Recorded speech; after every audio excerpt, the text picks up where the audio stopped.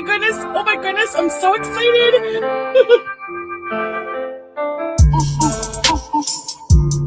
Don't talk to me! I'm not hungry. Like, that salad really filled me up. Exactly, teardrop. Griff gang. Hi, are you serving cheeseburgers right now? Hi, me again. I'm not a marriage scammer.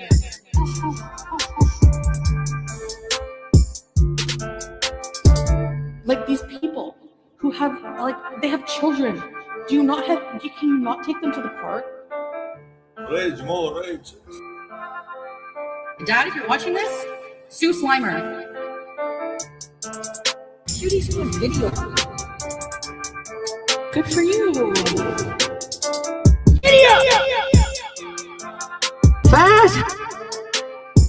He's my brother. He's my brother. You know? You think your life will be so much better struggling here with 500 kids and no money. Okay, good luck. Can I go first?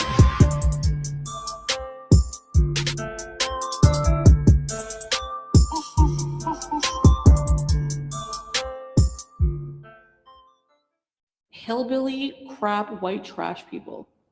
Hello, dear people. Sorry I was like 5 minutes late. God forbid a girl is like 5 minutes late. It's like the entire community, they go into a panic mode. 5 fucking minutes, mind you, okay? But boy, oh boy, we can stay after class for like 2, 3, fine. No questions here. But boy, oh boy, not even, you can't give me like 5 minutes grace here. Hey, Be Like Water, baby. Andy, Joanna, Lily, Fried Plastic. Hello, girl. Sushi, Mandrew, Sophia, March Star, Mushroom, Just Deb, Emotional Support Muffin, Great Entree. Hello, Fifi48. Good to see you, Sophia. Fifi48, I believe is your email that I responded to yesterday. K-Buns, zip it. We're going to get into that. Tina B, hello. Grow for 20 Reasons.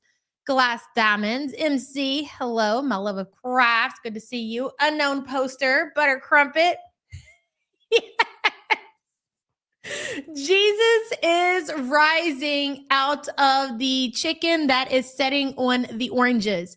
Hello, everybody. Welcome. I'm just going to get right into it because I didn't realize. Hey, Jamie, Sassy Mama, Carlotta. I say I'm going to get right into it and then proceed to say hello to everybody. Cancer Warrior, the creepy chick, Friggy, BG, goodbye, Kyle, Fondue, hello, Mish, Gotti, hello, Poops, McGillicuddy, Jesus rises. Let me tell you something. So last night, I was laying in bed with my woman. Popularity is such a burden. Shut up. That's not what I meant. Fama, thank you for the support, girl. I appreciate you. It takes a lot to be this fabulous and have people wonder where you are when you're 5 minutes late. Lots of us can't relate to that, you know? Anywho, I happened to turn on Chicken Pickle's most recent reaction to the shenanigans, and I didn't realize that Chantal had placed raw chicken that she was handling with her raw hands on a bag of raw oranges. That's a lot of raw going on there in case you missed it. Yes, raw is the key focus here. And she proceeded to wrap said raw chicken that was placed on top of her bag of oranges. I've never, ever in my life witnessed something like that. That was really something. So I figured today we would circle back around and kind of watch, because we've seen what she got in her grocery haul, her healthy groceries that she got.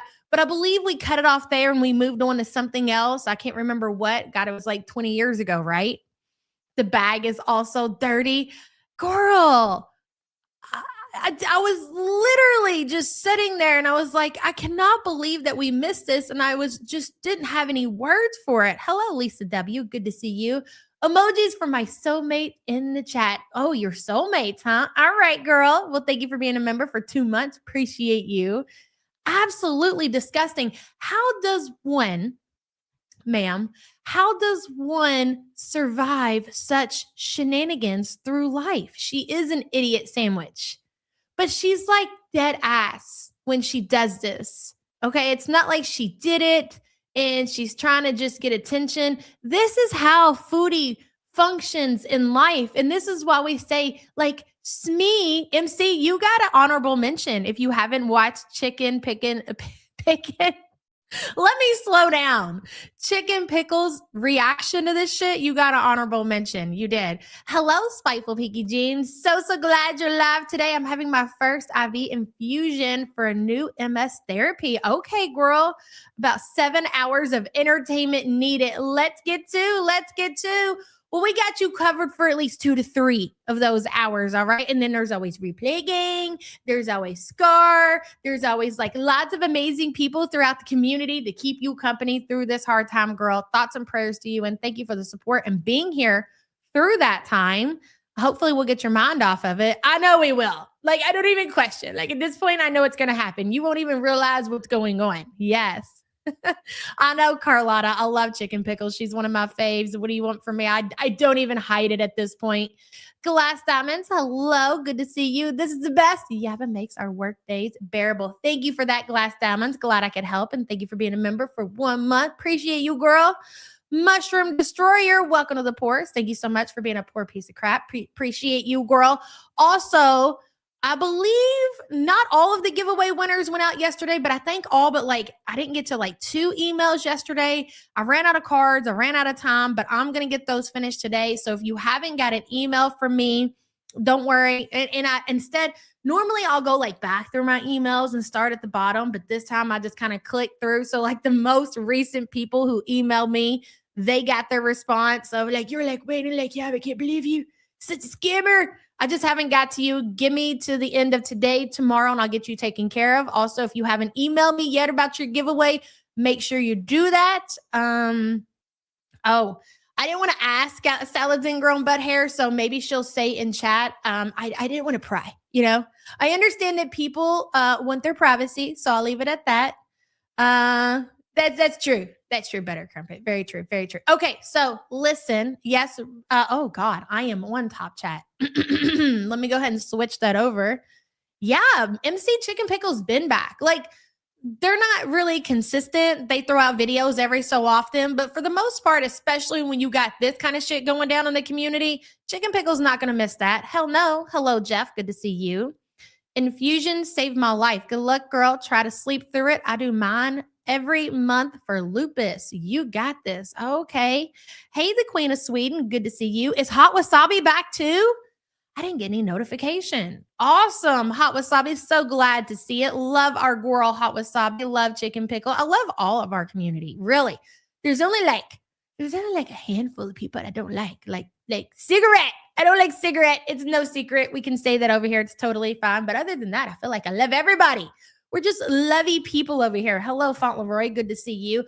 Okay, so listen, the lineup for today, because yesterday, I'm not going to lie, she's being super boring out of spite. Chantal does tend to do that to the community. She will be boring out of spite, especially when she is trying to appease to her man, her dada, Kendall, formerly known as Salah. That's right, emotional support muffin. Good to see you. I'm calling these two dingbats Ken and Carby. Bitch, that's a banger. Ken and Carby is fucking perfect. Wow, I love it, girl. And thank you for the support. Hello, Miss T. Good to see you. Katrina, hello. Dang Fupa. Dang Fupa was the creator who did cartoons.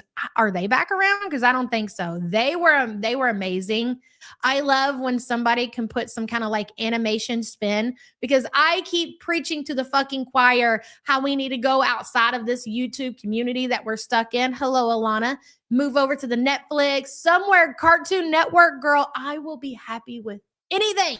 Okay? Anything. Foodie's new name is Cheesecake. Fucking Cheesecake. Wow, Salah. You could at least honey bun this motherfucker. At least that's kind of funny. Cheesecake, though? Whatever. Anywho, so the lineup today, we're going to watch Chantal play and fondle with raw chicken on oranges. And then we are going to pivot over to, so I don't know if you guys seen it on Twitter. It's Waterweight had shared out their video after Chantal was talking about how she's not attracted to Frank and said that he looks like a fat mouse or whatever she did. It's Waterweight threw together an amazing video. I thought that, especially if you haven't been here and seen the history and the lore, that is Frank. I believe that we are here today, ladies and gentlemen, with the arc of Syria and Kuwait behind us because of Frank. Look, Frank crawled so Salah could walk is basically how it goes, right? Aqua, hello, girl, and thank you so much for gifting 5 the YouTube Underground memberships. I appreciate you. Pickle would like to make the appearance to properly thank you. Go ahead, Pickle. A word to the people. If you stumble, make it part of the dance. I love that. I love that saying. Yes, if you stumble, make it part of the dance. Thank you so much for that, Pickle. We do appreciate you. Aqua, thank you so much for gifting 5 the YouTube Underground memberships. Let's see who got them. Glossy Hop. Hey, girl. Bella Wolf. This Kid Knowledge, Catnip, and GirlTube. Hey, girl. Welcome, welcome. All new members, please feel free to put a custom emoji in the chat. Frank crawled so dishwasher could bite her humpback. That's right. Aqua, thank you, hun. So we're going to watch It's Waterweight's video, go over some history with Frank, and then we're going to kind of scroll through the boring kick that she did yesterday. It was, for the most part, I got through all of it this morning. For the most part, it was pretty boring, but there were a few things there. And one thing in particular that I want to talk about. Hello, the Swede 420. Yesterday was my 35th birthday, girl. Can I get a giddy up? Absolutely. And I was just thinking about that. I do believe that giddy up is my fave. Okay. Congratulations on making it another year, girl. And happy birthday. Giddy up. Make sure that you have somebody make you a cake and add that to it. Giddy up. And then only you will get it. And then you can answer all of those questions when they say, what exactly does giddy up mean? And you can make up whatever you want. And thank you for the super chat, hun. I appreciate you. Oh, yeah. Back to yesterday's kick stream that she titled Bees Maxing, which was interesting. She just laid there and ate, of course. I guess if you want to, I guess you could consider that bees maxing. That's fine, Chantal. So the rental car. And again, we're going back to conspiracy theories and where's the money coming from and yada, yada, yada. And boy, we could just talk ourselves in circles. And one of these days, we're going to host a panel where you fucks can come online and tell me and try to convince me and sell me on all of these theories that you guys believe that I'm a naysayer about, okay? So here's the thing. Guess when she's getting the rental car? Does anybody want to take a guess in chat? Hey, Face of America, good to see you. Cancer, where did I say hello to you? Hello, girl. Good to see you. Plutes, hello. God, I hate the whole maxing and mogging thing. What are you talking about? I missed it. Grace, it's Jesus saying a little prayer over Chantal's situation that she's got going on over there. That's yes. Yes, it's Jesus. It absolutely is. And thank you for the support, hun. Thursday, ladies and gentlemen. And what have we learned, ladies and gentlemen, about a Thursday? Thursday is what? Kick payday. So, bing. Going back to the feeder theory, which again, I'm not against. I'm just trying to understand a little bit. If we're getting a rental car, why do we need to wait until the kick payday? If we have feeders and she's just ripping off her clothes with her floppy titties everywhere and shoving beaver tail down her throat, then why do we got to wait till payday, for the love of God, to get a rental car? You know, I'm just saying.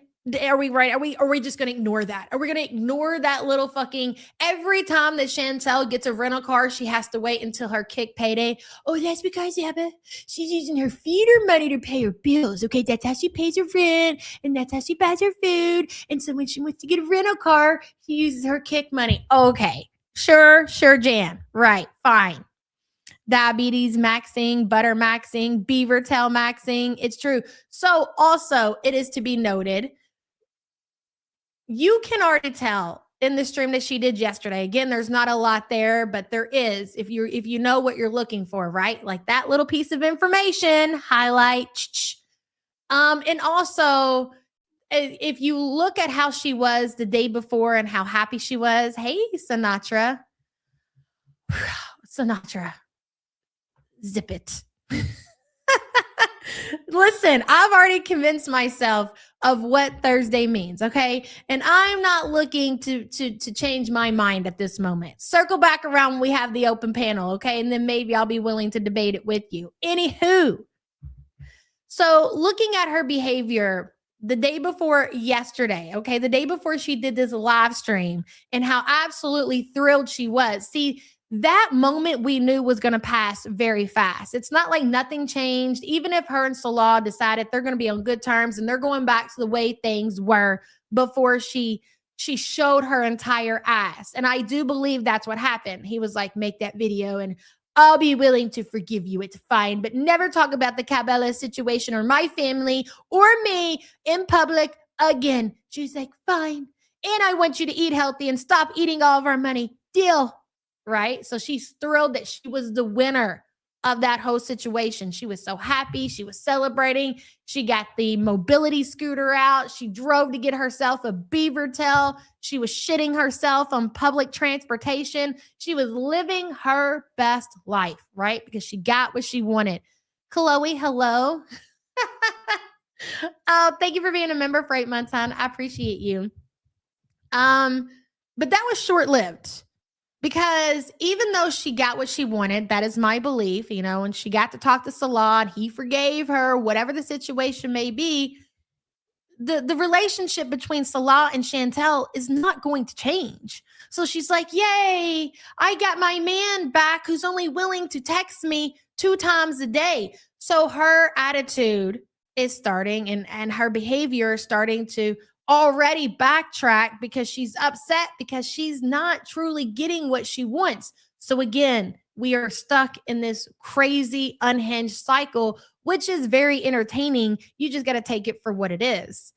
What a weirdo. Nothing is going to change. Exactly, Sushi. So after she had that huge blow up at Salah and his family, she had to sit down and make a hostage video apology for everybody.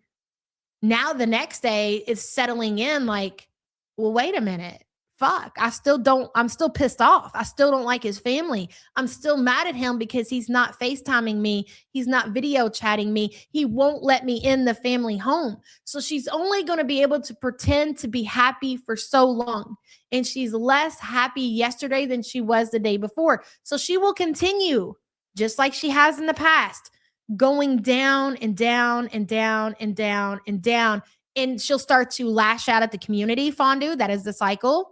She'll start to, start fights with people because she can't fight with Salah because that's part of the deal. You can't go online and talk about our relationship, Chantal. Spite Laz, hello. Cutie is always funkled maxing. Agree, girl. And thank you for being a member for 11 months. I appreciate you.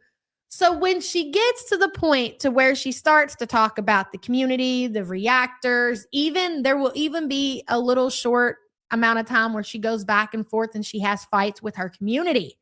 And then that's when she comes online and she fucking blows a gasket at Salah and more than likely his family. And she will backtrack that apology and she will let loose and it'll be worse than it ever was before. So that's what we're sitting back and we're waiting on. And we're willing, Chantal, to suffer through your boring content where you're only going live about 2 hours a day because you have promised Salah you're not going to eat all these foods and you're not going to spend all this money. So you must do it in private. I was under the assumption that when Chantal wasn't streaming, that Salah was entertaining her behind the scenes. But boy, she told us that's not the case. So we know now that Chantal, when she's not streaming, she's eating all of those things that she loves to eat when she's off camera. She even gave it away yesterday when she did her 420 Bs and she was smoking the blunt outside of her building. She was like, oh, I can't do that anymore. It gives me the munchies like you wouldn't believe. And then she goes on to rattle off this crazy order that she got from some restaurant after that situation happened. She didn't fire up a camera. We didn't get to see it. We didn't even see the trash. So when we know that Chantal is at the very beginning of the cycle with Salah and she's only live streaming for 2 hours a day, she's not talking to him. She's eating behind the scenes. Probably God only knows what else. I don't even want to think about it. There's a lot that could go into that. But anyways, that's my rant before we get started into the content today. Has anyone else? You know what? I was going to watch that today, Grace, and I don't think that we're going to have time to get to it. So I'm hoping tomorrow because, again, today is Tuesday. I don't think there's going to be a lot that's going on with Chantal over the next probably 2 days or so, maybe a little bit. So we might have time to cover that tomorrow and check out the reading that Neo Tarot did on, I think it was Foodie and Teardrop. Oh my God. Imagine being able to do a reading on Teardrop. I haven't watched it yet. And you know what? Because you guys have said it so good, I will take your word for it. I'm going to watch it with you guys for the first time. Hello, Rojo. Good to see you, hun. Yeah, but she's doing it on purpose. Thursday to cover the secret feeder content. Maybe, Rojo. I will say this much. Again, we will say things. We will repeat things in this community until you're fucking sick to death of hearing it. And that's fine. It's just what it is. It's a possibility. The money has to be coming from somewhere. I don't disagree with that. The money has to be coming from somewhere. You haven't seen it either yet, Buttercrumpet? Gabby Joe says, I can't wait. She's on her way to 600 LBs. Agreed. Rojo, thank you for the support. Let's get pulled up. The first video is going to be cooking and taking care of me. So this is before she dropped the apology video for Salah and his family, which again, I do believe that she'll be walking back in the very, very near future. Can't wait for that, Chantal.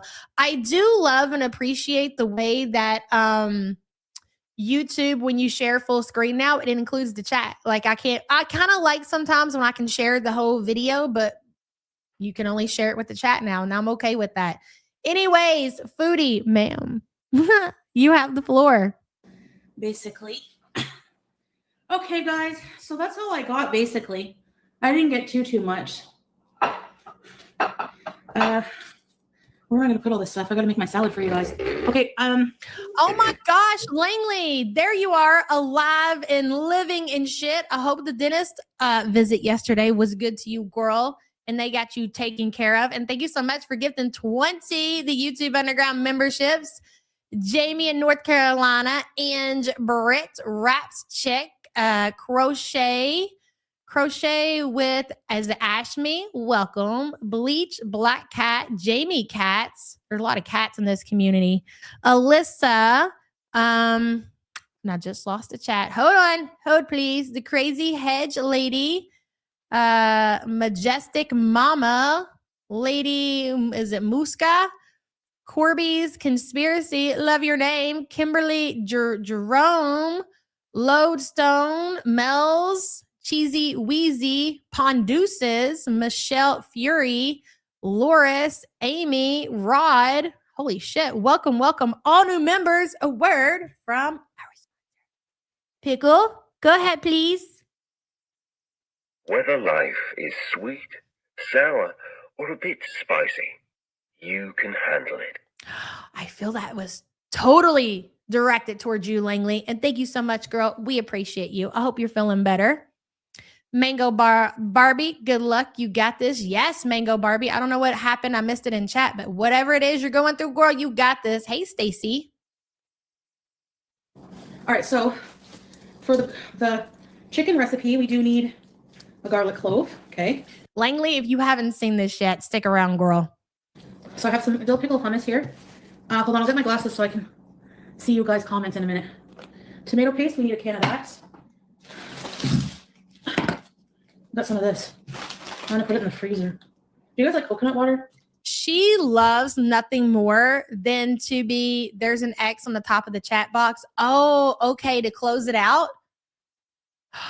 Look at you, Panda Pondu. Thank you for that. Because there's no reason we really need to read the chat. It's hard for me to even see it anyways. The only reason I like to keep it up is when Salah comes in chat. We like to keep an eye out for Ken. I'm sorry, I called him the wrong name. Hello, Ruby. Good to see you.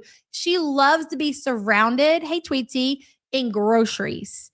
This is what makes her feel comfortable in life. Even if it's groceries she's not going to eat. She's not going to eat these apples and these oranges and carrots. And she might eat the chicken and the bullshit that she made on her community tab post. But the rest of the shit is going to sit in the refrigerator until it rots to the point that her mother has to come over, gather it up, and throw that shit in the trash. It doesn't matter. She loves to be surrounded by food. It really makes her feel whole. I got strawberries. And this.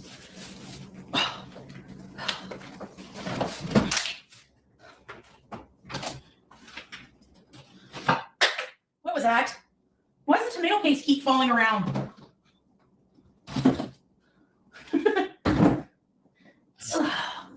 Okay. So we have that. We need rice. We need oil. Oh my God. How did I even forget that? Did I share that? I know Tired as Fuck shared it on Twitter and I seen it. So in case you weren't aware, yesterday, Sala, Ken, formerly known as Sala, was gifted a membership on one of the Local Live, actually. Yeah, you guys want to see it? Let me get the screenshot.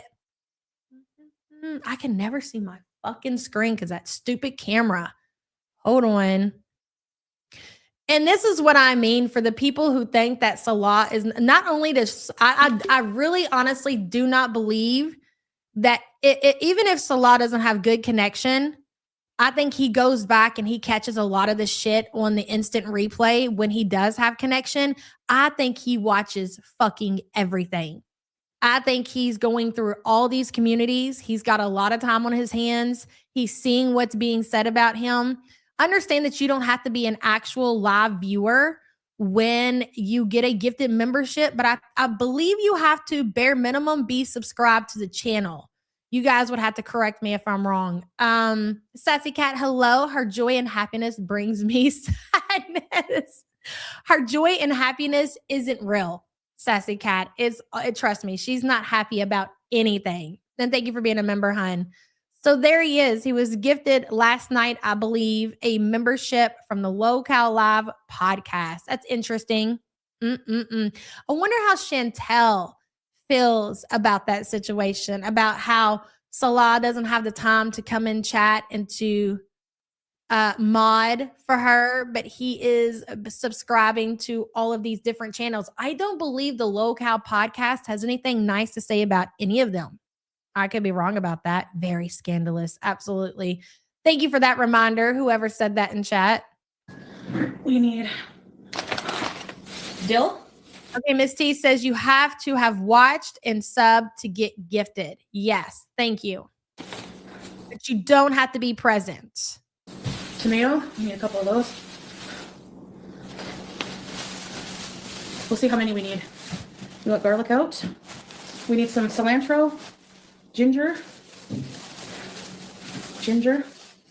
The chicken I gotta put away right away. So let me separate that. Hold on. Oh my God, here we go. She's about to separate the chicken, guys. Guys, I can't see really. There's no paper towels. There's no, her vegetables are all sitting next to this chicken that she's about to cut open. Sorry about that. I have to say, this is the first time ever in my life that I've seen somebody take and wrap their chicken in saran wrap. I don't know if that's a thing. It's definitely not the way I was taught. I was always taught to use freezer bags or the vacuum sealed bags that a lot of people use. I've never seen anybody use saran wrap. So not only is she setting this raw chicken onto her vegetables and her oranges, and it's just like anybody who's handled chicken, which I'm going to assume the majority of the community, right? It's leaky, like it's gross, it's icky, it's slimy. That is not something that you want to handle near anything. The vacuum seal bags, right? Exactly. Saran wrap. Does anybody? I do both saran wrap and then the bags, so not just the saran wrap, right? I use freezer bags for meat. Same. Fatma says it's not Ken. The bees are pretending to be him was still logged into the account. I'll die on that hill. That's fine, girl. You are welcome to your to your opinion. And thank you for the super chat, hon. I appreciate you. All right, let's see. I need plastic wrap, I guess, for the chicken. Fam Diva, did you hear about the gardener who went crazy? Hex was hearing voices in the shed. You grew up using saran wrap because poor, you now use freezer bags. That makes sense. Well, considering Miss Ma'am over here can afford a rental car and beaver tail and everything else, that I think so too. I think Ken watches LCU. I agree with that. That's the hill that I'm dying on. I don't believe for a second that Salah would give his login information, because when you have a YouTube account, right, Spiteful Pinky Jean, Shipshape Fitness, hello, girl. I was gifted a membership to Locale Live last month, and I haven't watched in at least a year. Oh, interesting. Thank you for the support, hon. Appreciate you. Okay, so your YouTube account is automatically tied in with your Gmail account. Okay. Salah has had this account on YouTube way before he met Chantal. So I would imagine he don't need login info, just same name and pick. Okay. All right. We're just going to continue. Let's just watch Chantal handle raw chicken with vegetables. Let's do that. Let's not get into the debate whether it's a Beezer or it's Salah. I've told you guys my opinion on that situation. I don't believe for a fucking second that it's anybody else other than Salah on that account. He was hearing voices in the shed. Okay, I'm out. Oh, thank you. Oh, that's really kind of you. Thank you, Fam Diva. That made me laugh a bit. I need that, you know.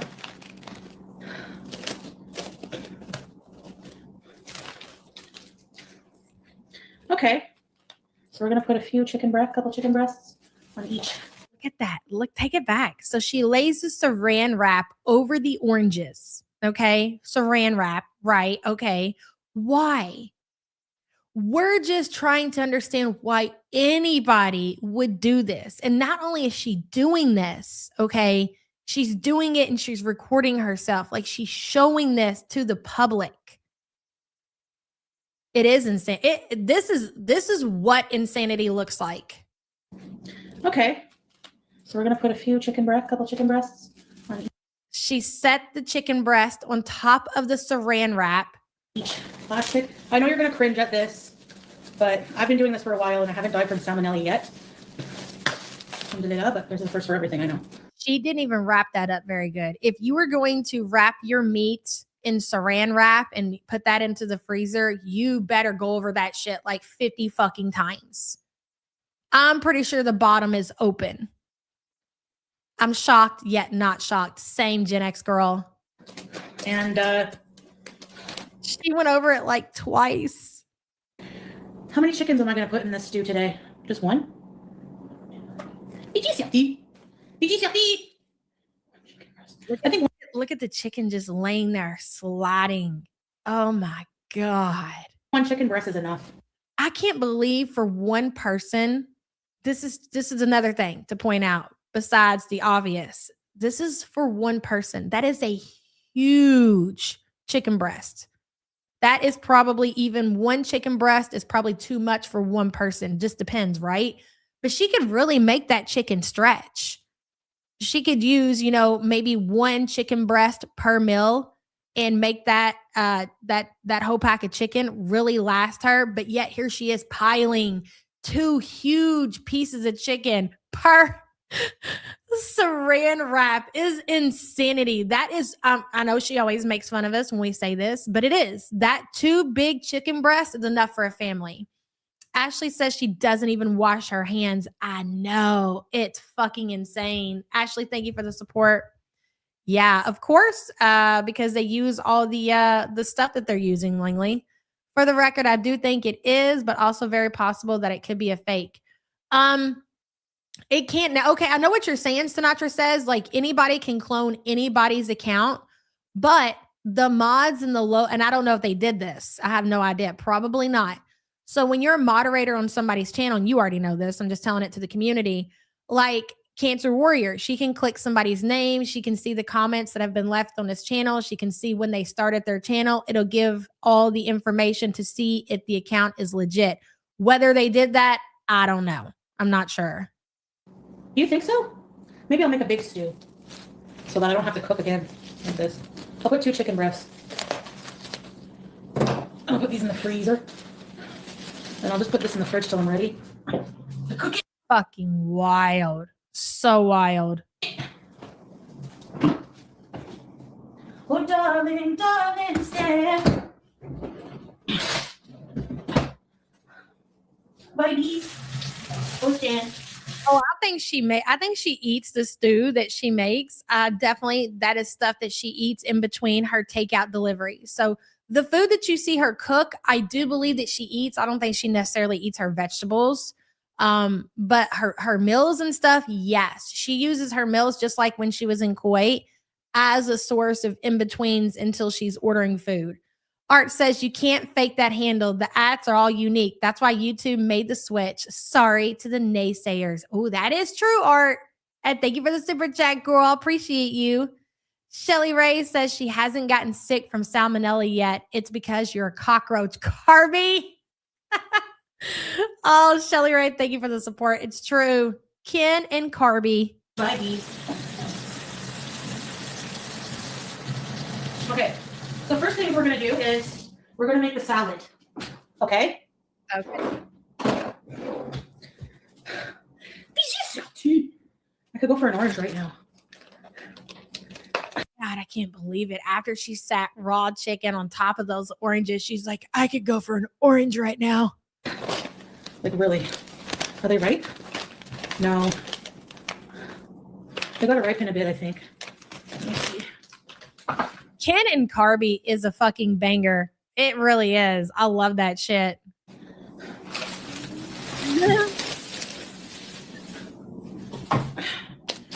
Apples in the fridge. I only need 1 lemon. This one will do. Yes, this was right before the apology video. So pretending to be healthy for Salah. Yes. I'm sorry, Ken. Do I need onion? Yes, I need about. I love onions in my recipes. So 2 onions. Lemons, apples can go away because I need the room on my counter. Oh, and just 2 carrots. I'm pretty good when I cook. Ew, it's rotten. This one is rotten? Yep. Part of it is. I'll just have to cut that end off. I'll be right back, guys. I'm going to put this away. So weird how she's calling that carrot rotten. And I really didn't see it. Maybe it is, but she's willing to handle raw chicken and spread that shit all around. But no, a rotten carrot must go immediately. Fatma says, I don't think it's a fake. I think Chantal got the password and he used her computer and she took control of it. Sorry to the naysayers. All right, Fatma. You know what? One day, hopefully, we have answers to all of that. And thank you for the super chat, hon. I have sweet potatoes. I already have sweet potatoes. I didn't know that. Oh, Carol agrees with you. Absolutely. She has used his account before. But we know for a fact, or at least I believe that Salah has access to Chantal's account. I didn't know that she necessarily had access to his account, though. When the whole apology thing happened with Salah to Chantal, where was that apology posted? Was the apology posted on his channel, or was the apology posted on Foodie's channel? I cannot remember.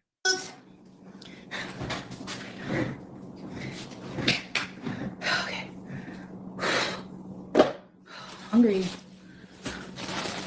Yeah, exactly. Unwatched Fupa. Why would she need to use his account to watch the LCU? I agree. You know my feelings on the matter. Potato.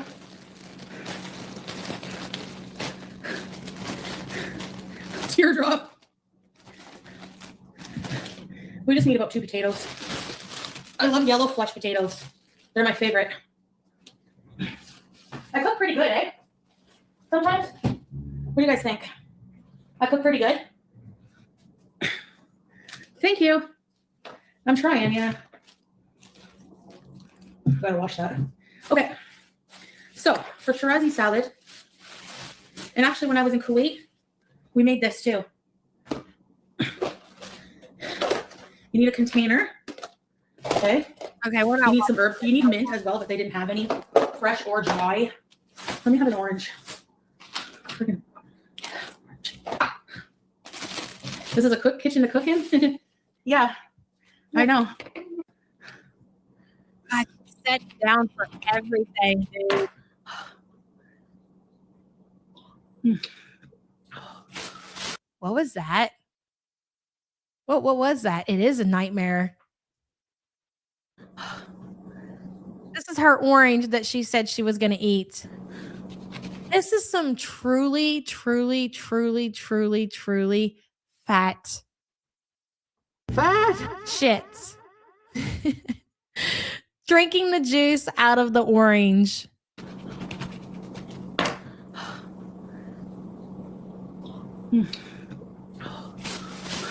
Are you exhausted, big girl? Did getting your healthy groceries in the house and doing what you just did it just wear you plumb out, you poor thing? I need something hydrating, you know? Well, water is a thing. Why don't you just go fill up your adult sippy cup? She runs. I need a knife next time we go to the dollar store. Remind me. You have been, I know. That's scary. Wow. I don't watch YouTube as much anymore as TikTok. I have a cutting board, yeah. How did you say? It's like she lives in a constant state of manic. Like everything that she fucking does, it's like she's on 10. Oh, she's always done that. Eating while she's preparing food, eating while she's putting groceries away, eating while she's waiting on the groceries to be delivered, eating after everything is done.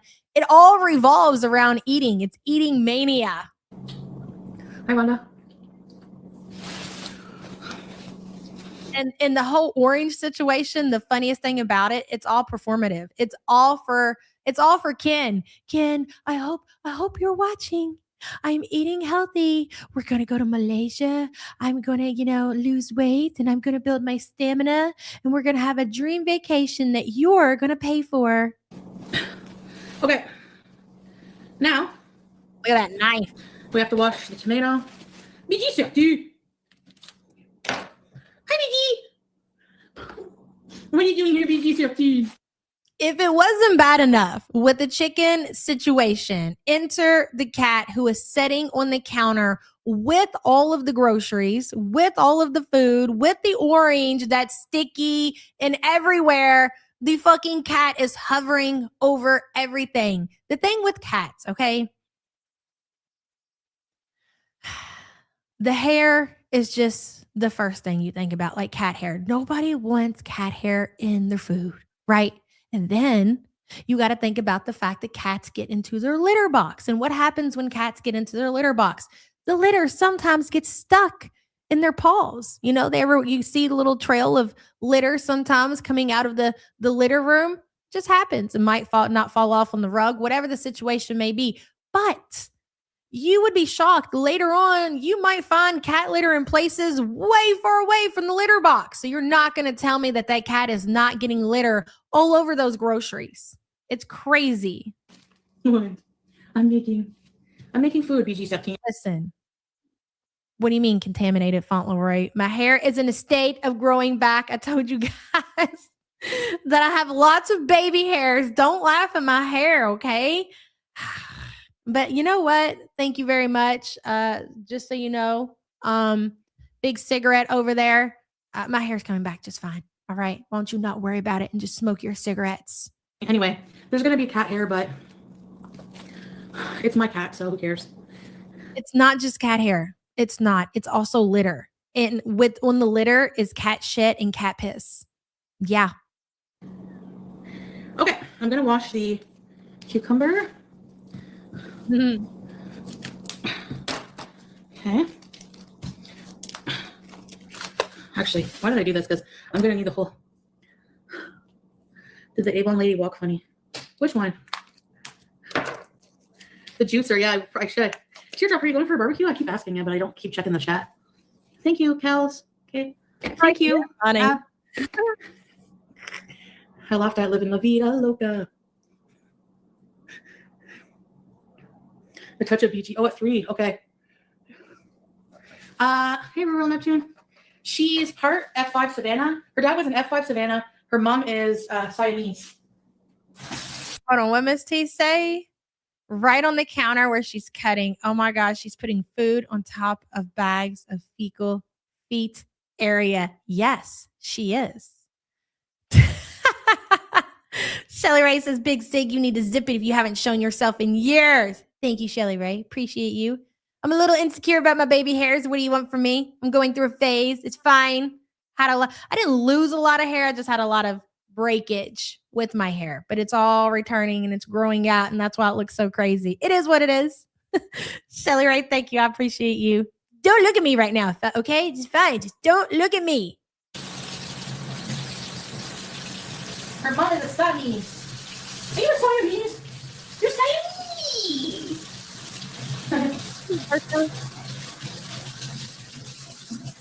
Are you Siamese, BB13? Are you Siamese? She's like, yes. Okay. And everything is wet now. The counter is wet. The vegetables are wet. The cat's hair and litter, it's falling on the counter. That means it's sticking to the food that she's about to consume. This is all so much. When you think about it and you look at everything that's happening and think about what she's about to put in her gut, it's a lot.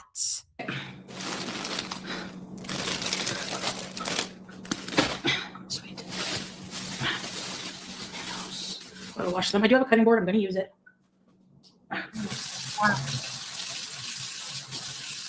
She was living La Vida Loca.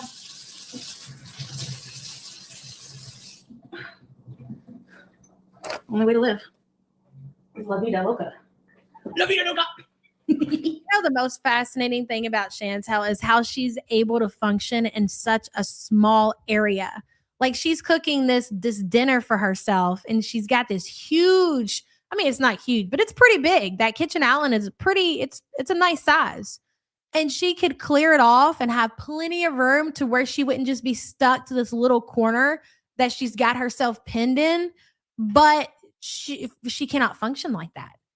Her brain, it's not even the fact that I think a lot of it is laziness, but I don't even think that her brain even like suggests to her like, hey, why don't you clear some of this off so you have plenty of space to make this dinner and you don't have to sit here and have chicken on top of oranges and, you know, all of it mixed together. And the fact that she hasn't put anything away, like, you put your groceries to bring your groceries in the house and immediately start cooking a meal before you've even put the groceries away.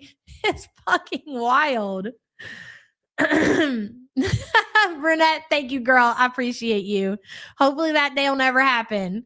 Half Pint says, and she doesn't bathe or brush the cat. Poor thing. Yeah, or herself. So everything in there is absolutely filthy. It's chaotic. It really is. Half Pint, thank you for the support, hon. Why am I hyper? Okay, guys, hold on a sec. Now, how we do this is my first time. This area that you see right here, this is the area that she's allowing herself to prepare her meal. That is the most psychotic thing I think I've ever seen in this world. This space right here, when she has this whole countertop she could be using. Making it myself, I think. No, I made it in Kuwait one time. Excuse me. Her lips are devil red and her skin's the color pinka. Yeah, she's not hyper. She's manic. Exactly. And her skin's the color hammer. So we're good. We're going to slice cubes. Okay. Like this. Very small. The vegetables have to be very small. So very small like this. Oh my God. She went over to her school Turkish 16.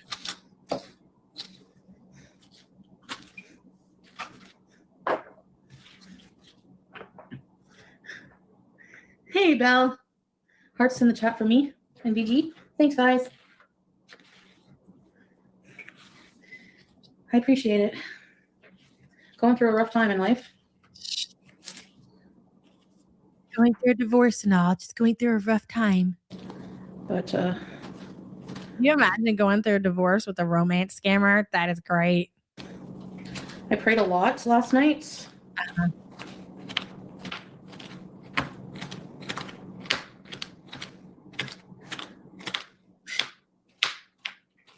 One of these days, we're going to see a piece of her sausage just roll into the cucumber pile. And regardless, I'm just not talking about stuff. Really, 10KD? See, I feel like you're not being a team player, because here's the problem with that. Let me explain to you. That means that you're a weak player, 10KD. This you set through things like this, and you watch, it feels like you're watching the same story over and over and over and over and over, and then eventually it pays off.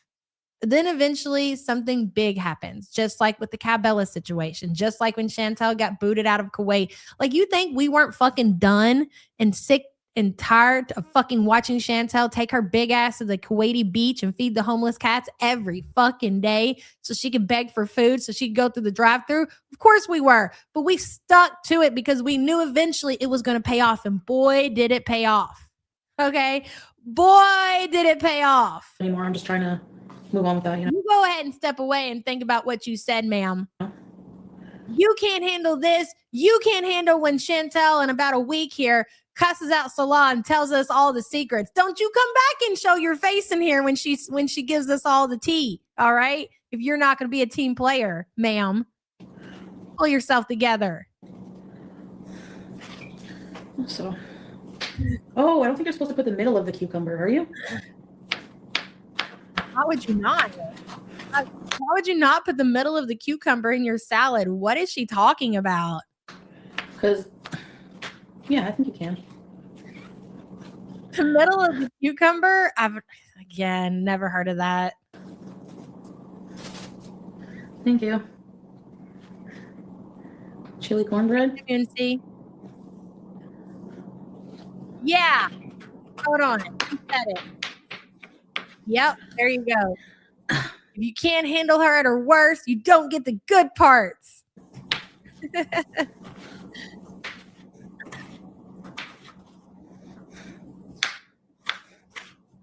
So yeah, I rented a car. So that's do what and to go where? Did you guys hear what she said? Talking about well, she's trying to figure out, she's already rented this car. She's got the reservation or whatever, or at least she plans, that's the plan, right? Is that she's going to get this car on Thursday, and she still present day doesn't know where the fuck she's going with said car. Who the motherfuck goes and spends $200 on a rental car and then has to pay gas to put into it, and they don't know where they're going? What do you guys think? Where are we going to go? I don't know, bitch. You're the one that paid the $200 for the rental car. Why don't you tell me where we're going? And she was like, yeah, well, I'm going to try to raise some bucks so I can go on a longer road trip. But if not, I'll just stay around here. So basically what she's saying is that she's just going to punish the community, punish her beezers, her viewers, if they don't pay her so she can go on a longer road trip. Don't you think maybe you should have talked to your community about that before you even rented the car, to see where, fill them out, Chantal, fill their pockets out? Hey guys, how about if I rent a car Thursday? She's going to immigration to try to get Ken into the country. Finally, he made the ultimatum, Canada or we're done. Do you think so, Ard? Oh, I never considered that. Wow. I could believe that for sure. I don't think it's going to happen, but I could see her trying to do that for sure. Very good. Says, just send me to the glue factory if I ever have to cook, clean, or prepare something in my kitchen while sitting in an office chair. God bless it, bitch. Say very good. And thank you for being a member for 28 months. I think he was smart. If he was smart, he would. Summer says, I think so too. Just yeller me. I guess they're done because he isn't getting in. Oh, he's definitely not getting in.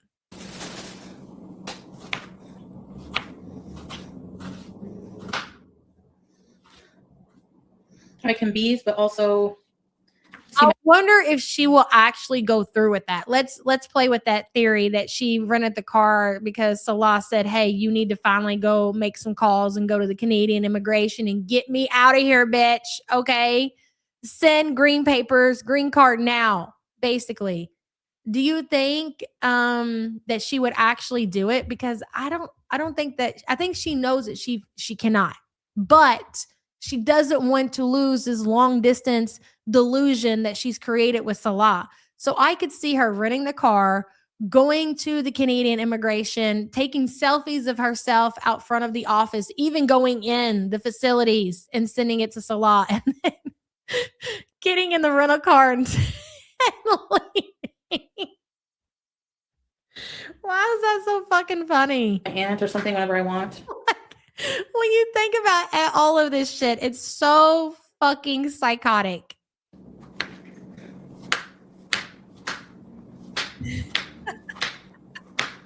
Because me, I don't have a big family. And because listen, here's what it comes down to. She doesn't want Salah here because he cannot come here. She owes too much money. She cannot financially support Salah. And that's the whole kicker. I believe, again, with the information that I've seen that I looked up, that Foodie has the best opportunity, the best chance of being able to sponsor Salah just with the fact alone that they lived together for 3 years in Kuwait. That fucking helps her in his situation so much, but it kills it when you get into her finances. And she very well is aware of that. If there was any possibility of Salah ever coming to Canada, you would see signs. There would be signs like, oh, I don't know, her saving some of her money, her not immediately, as soon as any kind of money touches her bank account, feeling the need to go spend it all. She would actually be saving it, hoping, to save up because she knows like Salah's going to be here. We got to make this happen. There are no signs that she believes herself that Salah is coming here, but the relationship doesn't end there. Holy shit, Big Bertha. I've been sick, battling insurance for meds, and I still stand to cook, dishes, etc. I walk my dog several times a day, and I have a late-stage Lyme cancer survivor, HF survivor, and I'm 14 years older than her. Cutie, have the life you deserve, and hashtag win, big girl, win. That was a fucking banger, Big Bertha. And that's exactly what it looks like when somebody wants to live. When you have the will to survive, you will do what you can to push through until your body will tell you, no, I cannot physically do this any longer. And to avoid to getting to that situation before you were meant to be, you push the fuck through. Chantal will never and can never relate to that. And thank you so much, hon. I really do appreciate that. But the relationship is not over there. I need to make that very clear because the thing is, as much hope as Salah is holding out to come to Canada, as crazy as it sounds, and I know a lot of people won't get down with this, but I believe that Chantal herself is holding out hope to get back into the family home in Syria. And if you don't think for a second that she wouldn't go there because of the things that she said to her family, you need to realize that Chantal doesn't care. She lives in a world to where you can say the most hateful, vile things about people you care about, people in your life, and just feel like you can just come online and say, sorry, I'm sorry I ever did that. I love you. The end. And all will be forgiven. That is the world that she lives in. And I guess maybe that her family has allowed her to get to that point. When you say such vile things about people, it should never be that easy for somebody just to allow you back into their life, if ever at all. Sometimes, you don't have a choice. It's your kid or it's your parent or whatever. So maybe you still have some kind of communication, but your relationship is never the same. But her family has taught her, you can say and do whatever and abuse me in these ways, and I'm still going to treat you the same. That's why she treats other people like that. So she's going to go on with this whole Canadian immigration thing, which I think is a very big possibility, pretend to try to get him in. I don't think that she will even try because she knows that she can't because of her finances. I need to stress that, okay? And she will tell Salah, eventually we got denied and we need to figure out something else. How about I come there? Let me get back into the Syrian home. That's what she wants. She wants out of Canada. Not that that's ever going to happen, but again, delusion, fantasy land that she lives in. This is what she believes. Bartha Hunt, thank you so much again. Rio, hello. I knew he was just as delusional as she had him bamboozled when he said that after he got to Canada, they could adopt a child. There is no way this would ever happen. She is too broke to sponsor him or to do that. Right? Rio? That whole situation when she said that they were going to adopt a child once Salah got to Canada, like, what the fuck have you convinced this person of? And did he really say that? That's another thing. Like, did he really say that? Is she making things up? Because you don't know what to believe. You got to put the shit together. Obviously, this came from somewhere. And it was really funny that the same day in the same sentence, I believe that she said that. It's mental masturbation. That was very well put, Zenny. That she said she referred to Julia as her child. Like the whole situation with Chantal and Salah in Canada and Syria and Malaysia, you do have to be able to really have the tolerance for this because it's a lot. And when we start to put together all the different conspiracy theories, sometimes your brain feels overworked and you just, maybe you do want to tap out. So I do get where 10KD is coming from. Like, not today, bitch. You know what? I'm not listening to your bullshit today. Maybe I'll circle back around tomorrow. Rio, thank you for the support, hun. Evil Angel says, I can't see her being eager to have anyone investigate her finances. That's my point exactly. So all this shit that she is, but how stupid because we don't personally know Chantal like the way Salah does. Even if he's a romance scammer, he has lived with Chantal. He has way more of an advantage over Chantal than we do. Okay. He's probably, we know that he has access to her accounts. I know we say she does to him, probably, I don't know, right? But we know for a fact that he does to her. When they were together in Syria or Kuwait, she would have him like, babe, come in and do this and that. And he would log in from her accounts and take care of things for her. So we know that he has access. So he's seen a lot more than we have in the 3 years that they've been together, even though a lot of us have been watching for years. So my point is, with that being said, like, how can you watch the same show that we're watching and not see that she's not being responsible with their money? Even if there were feeders in the background, there's only so much money that she's going to be able to get from that situation. Maybe enough to pay her bills if it's true. If she had money, we would see it. I was going to say something else. I forgot. Evil Angel, thank you so much for the support, hun. Mama Celeste says Salah is trying to get to EU through Commonwealth. Never discredit Canada's link to Europe. Do you think that it'll happen though, Mama Celeste? I guess is the question. Here's the thing. I don't know what Salah can make happen on his own. I really don't. But anything that has to do with Chantal and Chantal sponsoring him, even though I do believe that they found some kind of loophole marriage or whatever, I don't think that she's ever going to have any possibility of having anything to do with sponsoring Salah or adopting a child for that matter. But what he can do on his own, I don't know. I have no idea. One Moon say, thank you for being a member, hun. Sassy Cat says, not enough fast food joints in Syria. She wants a place like Kuwait where she can eat plenty of fast food. She loves Ken, but loves food more. I agree. And I think that she would try to go to Syria and temporarily stay there and try to do what she did before, which was crowdfund and go to, what was it? Where did she go?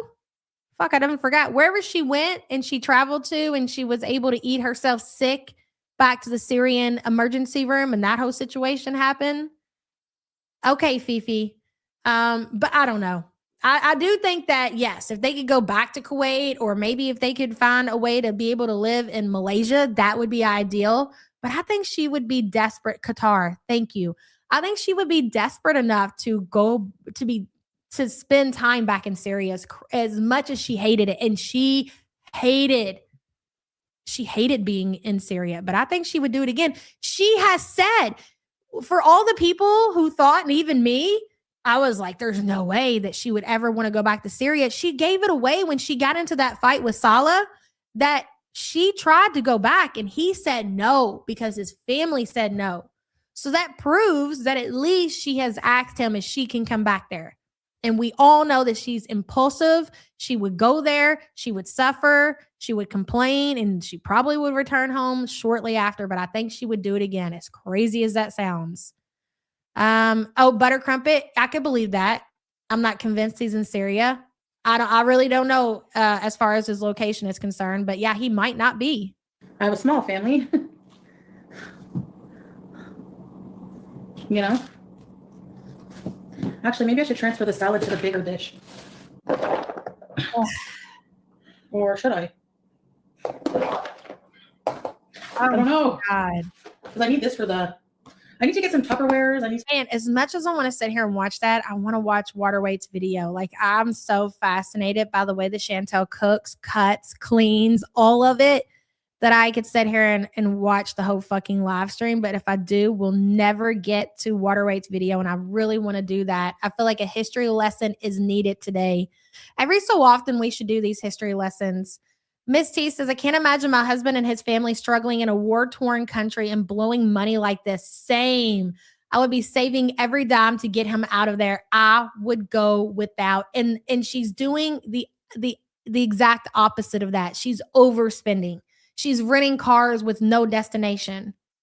Imagine your husband, your soulmate, 1010, remember?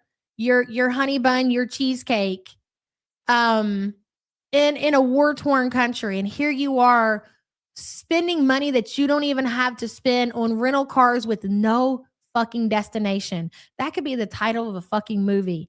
Rental cars with no destination, because that's exactly what she did, and it's unheard of. It's unheard of. And it's insulting. Yes, it's very insulting. So again, Salah just continues to allow Chantal to keep his balls in her Canadian purse and basically slam it into the ground every opportunity she is given. That's the equivalent of it. Misty, thank you for the super chat, hon. Anyone remember how to check if the internet was up in Syria when Salah was in locale? Oh, I have no idea that you guys could even do that. That's interesting. We're just going to watch her cook her food just a little bit. Again, fascinating, very fascinating.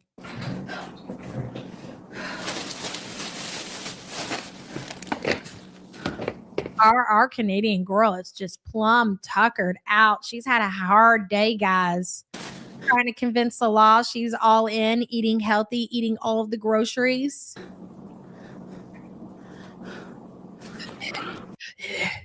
It's almost like salsa, yeah. You're right. It is. You should put mint, but I don't have any. So.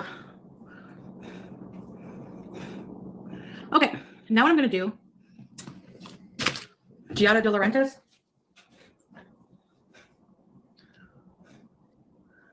I'm going to make some peanut bread.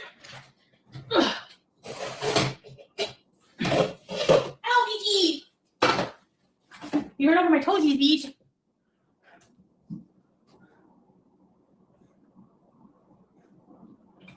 How do I do this? Oh my God. Oil, a hot pan, loose clothing, setting down over a stove. There's nothing that is safe about this whatsoever. Giada's nice, but she's like this. I can't even do it, but her smile is creepy a little bit, Shui. Hey, hippie. I don't mean to be a hater. Okay, so. All right, we're gonna pan fry these pitas. So. What the fuck did you just do? Hey, Milky, good to see you, girl. What was that? What did you just use your hand to move that oil around the pan? You couldn't just like move your pan around to get the oil spread across the pan? What the fuck? All right, we're gonna pan fry this. The last thing anybody wants on their hand is oil, because oil is really, it's kind of hard to get off. These pitas, so on high. And look, she proceeds to touch the knobs. All right, we're gonna pan fry these pitas, so on high. Fucking wild. That is so wild, bro.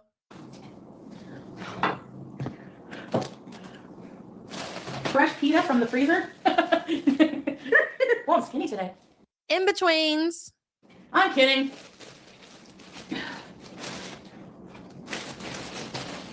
And that pita bread will put the weight on you. I remember when I discovered pita bread.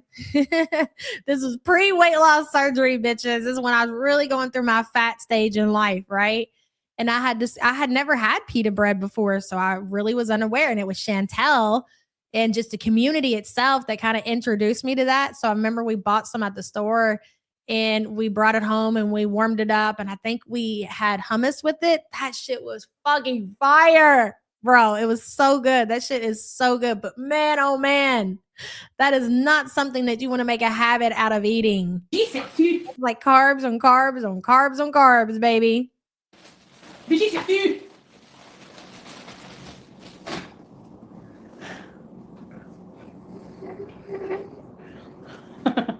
Cause I'm beezing. Beezy like got two huge pieces. Two huge pieces. She's about to, it's not just the fact that she's eating pita bread, she's about to fry it. She considers that healthy. Of course she does. That is fire, hummus, and pita. You can't stop. Yeah, girl, tell me about it. Sunday morning. I'm convinced that's where that last 50 pounds I gained came from. Is there any good games I can lose myself in? I was thinking of Dream Valley. Why is there so many people watching me here? They're probably waiting to see if Salah's going to come in here, aren't they? Baldur's Gate? Yes, that's why your numbers are up, Chantal. We're waiting for the next fallout between you and the romance scammer. What else you're going to tell us about his personal business? Thank you. If you want to put some za'atar on your pita, you can do that. Yeah, this is just my lunch now. I'm going to do the dinner in a bit. Manning says if you put a tub of hummus and cut up some pita, you'll take down 5,000 calories fast. And you know what's crazy about that is she never has that moment where I feel like the majority of people do. She wants to mention him so bad. Of course she does. Like, I think everybody has that moment where like they discover something new and it's delicious and they're just like, yum, yum. And they just keep piling in. Then all of a sudden they're like, fuck, wait a minute. Let me look at this container. Let me look at the back of this pita bread. And you're like, fuck my life, bro. You know what? That's probably not the best idea, but not for her. She doesn't even consider the amount of calories that she's consuming on a daily basis, which obviously I sound stupid even saying that. This is a woman who will jump on a mobility scooter. She won't put effort into fucking anything in life. She won't even wipe her own ass. But she will get on a mobility scooter, leave her apartment for a loaded, I need to be clear, a loaded beaver tail, you know? So you don't expect anybody who's living that. And I feel like most people have their moments, you know, to where they unattach themselves from numbers and things like that. But I feel, again, it's you change that pretty fast, or you end up like this and needing a mobility scooter to go anywhere, to leave your house, right? Hey, Figgy, who the fuck cooks sitting down and out of breath? Well, I can name a few. Quirky, that's one, and Foodie, and Amber, and Big Cigarette, definitely. Because not only is she 473 pounds, but she smokes 2 packs a day. So I know that motherfucker is sitting in her kitchen cooking and can't breathe. So there's that. What was that? 4, 3, 4, whatever. I can't keep count. Thank you for the super chat, hun. The Italian girl. She's one of them motherfuckers. She's got an ashtray in her kitchen. She's lighting up. She's smoking cigarettes while she's frying her pita bread. Please believe me, you. 400 kg. Shanny. Yes, Shanny. Don't forget Shanny. Oh, thanks for sharing. Sorry to hear that. Stardew Valley? Yeah. Because haters are You know who Quirky's man looks like? One of the girls in the community, I can't remember whose Twitter I seen it on, caught Quirky's man without the blurred face or whatever. You all ever seen Monsters Inc? Of course you have, right? It's one of my fucking favorite movies of all time. What's the purple monster's name? Is it Randall? The one that's really mean and evil? As soon as I seen her boyfriend and how lanky he was in his arms, like his limbs reminded me of that character from Monsters Inc. I was dead. I went back to comment it and I couldn't find it again. messaging, probably leaving comments and like, we'll give you money, just keep Julia. Cousin Randall, yes, girl. Blah blah blah. Like they want to like make him against. They want to make us against each other, and like even worse, you know. That's never gonna happen because I'm gonna make sure that I love bomb him and give him everything that he thinks he's gonna get from me. Haters, he's never gonna turn on me, ladies.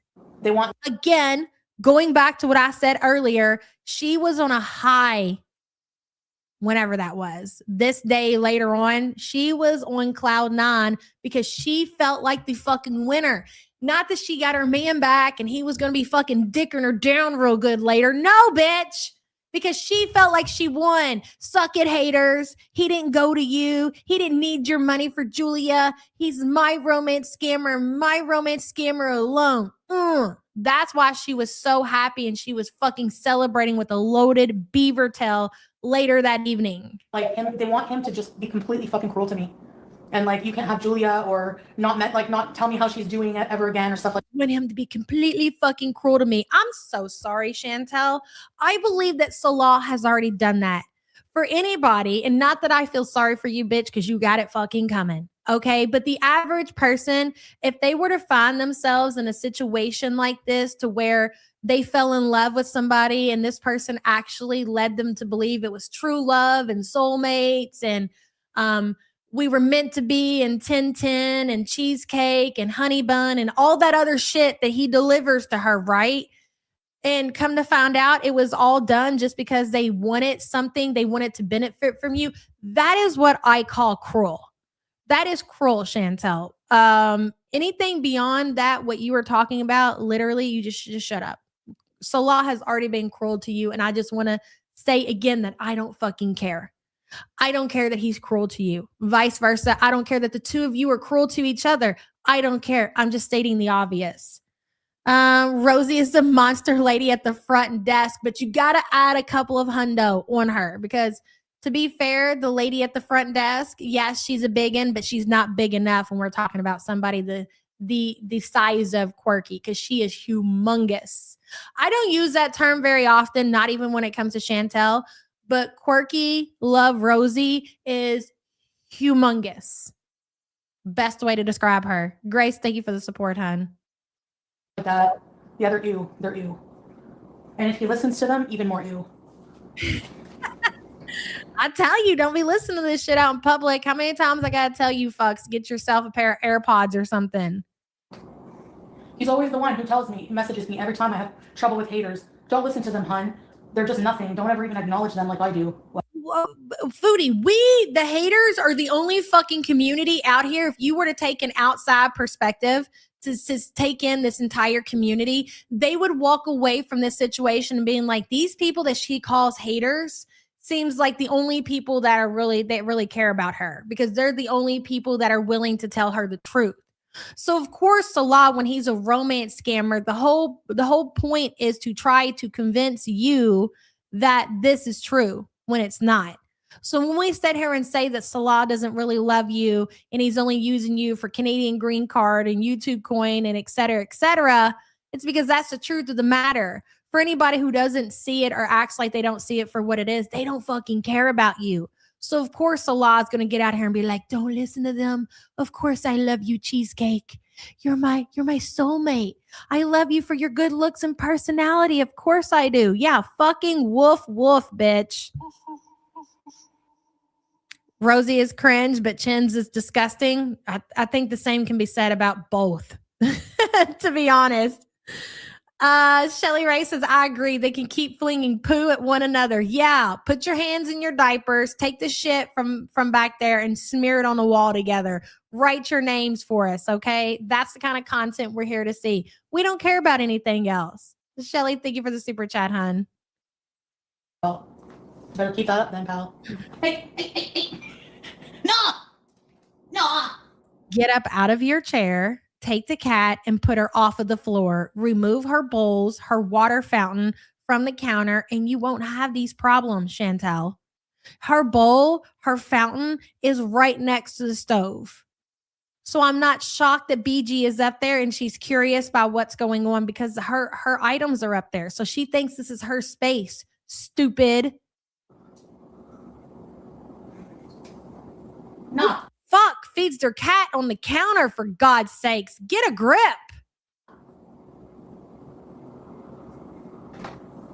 No.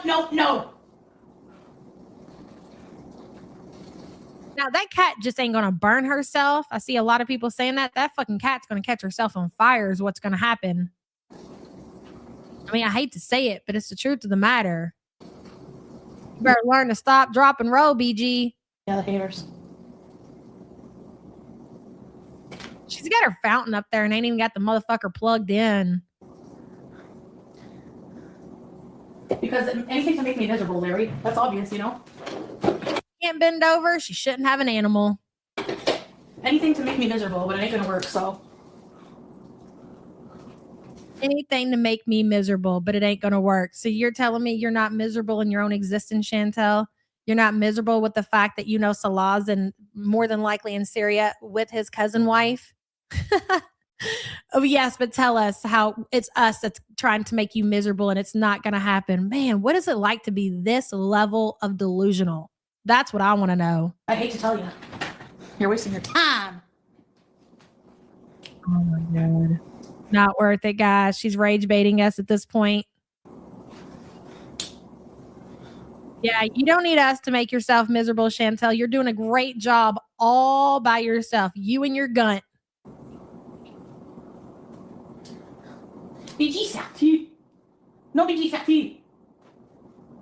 Wow. That's got to be confusing.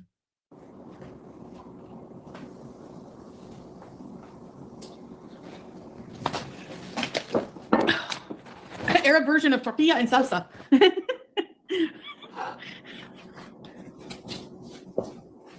People like misery. People like misery.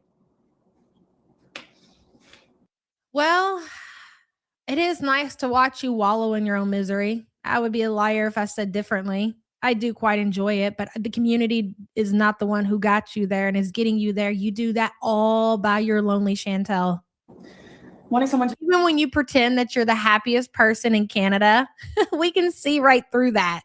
be miserable inside is so low. We're not your family. We don't go along with your delusions. We don't believe your bullshit that you sell us, okay? We call you out on it. That's why you dislike this community so much, is because you cannot manipulate and gaslight them like you can Shmi and your aunt and your sister and whoever the fuck else.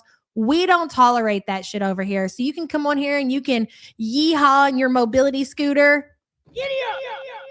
Giddy up, whatever. But we know deep down that you're fucking miserable, because it's not fucking possible for somebody to live this life and not be miserable.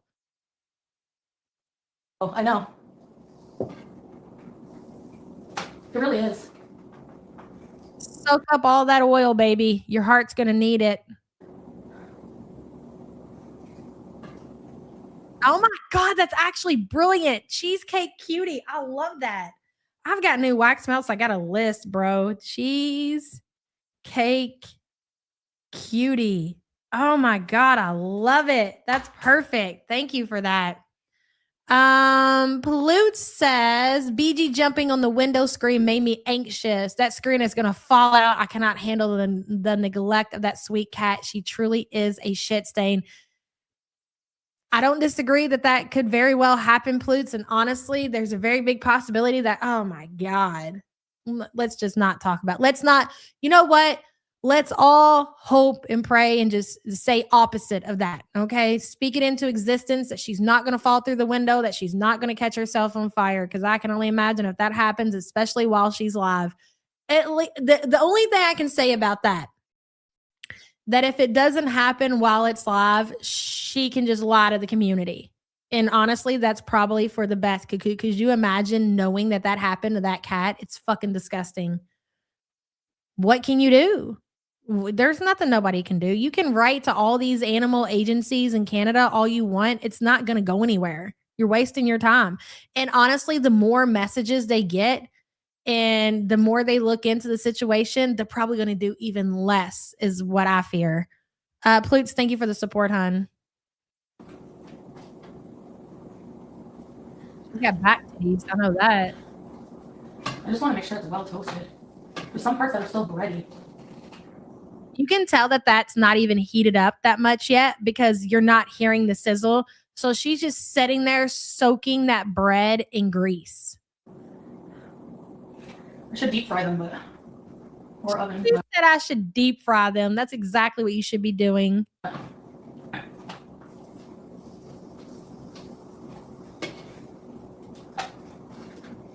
Put them on a paper towel.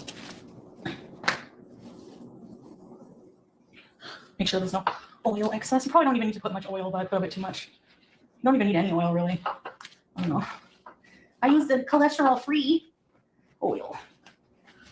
Don't worry, guys. She used the cholesterol-free oil. Nothing but health over here. I'm just toasting it. Okay.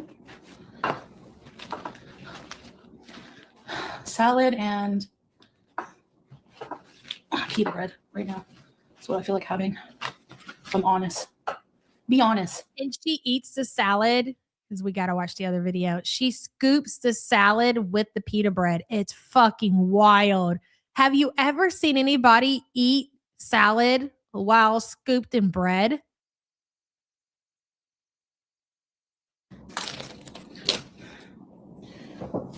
And pita. Toasty pita. Yeah, of course you can toast it without the oil. But did you think that she was going to do that? Hell no. Almost like almost like a fattoush. If I put pita in it. Are you really? You eat your salad like that? That's crazy. I mean, people have low self-esteem. Yeah, true. Bismillah.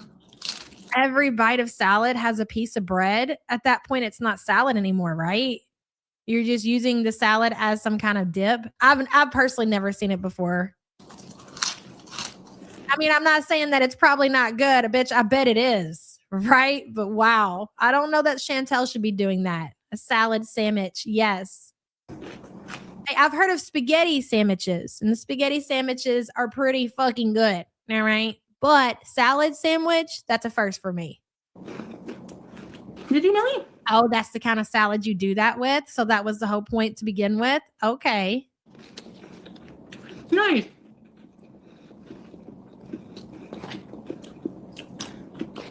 Big bite. Oh, okay. Gotcha. No feta and olives. Okay. Yeah. So I guess the shocking thing about that, fine, fair, is the fact that a 500-pound woman would be wanting to sit down and eat a healthy salad with a bite of pita bread with every bite of salad. That's crazy. Lady.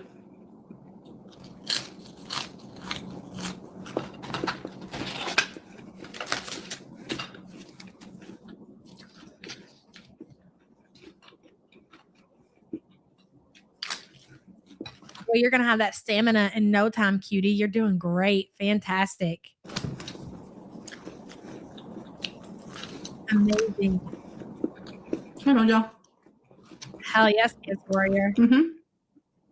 Prawns, really? Well, I'm going to make a chicken stew later. I got a huge batch.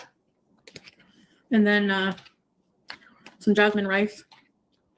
Like, this is just the first thing I ate today so far.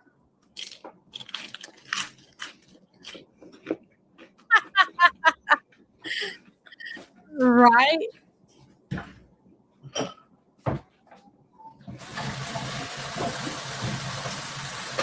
But I'll probably make that on cake.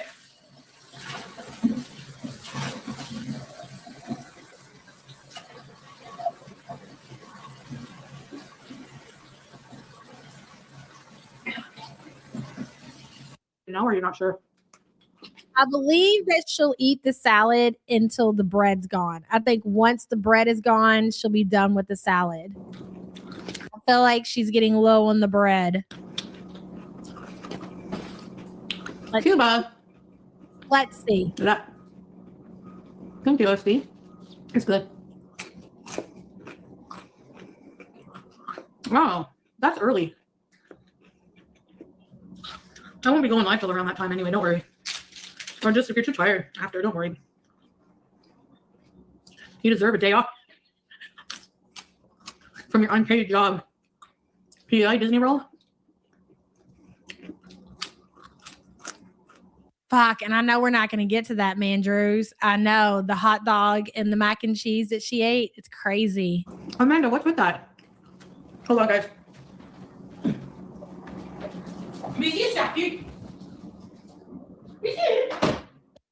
You're having an early supper today.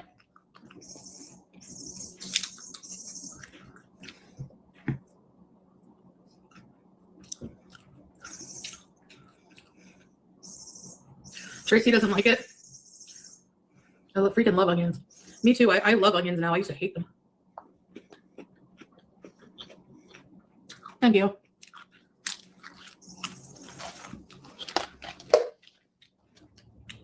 Like,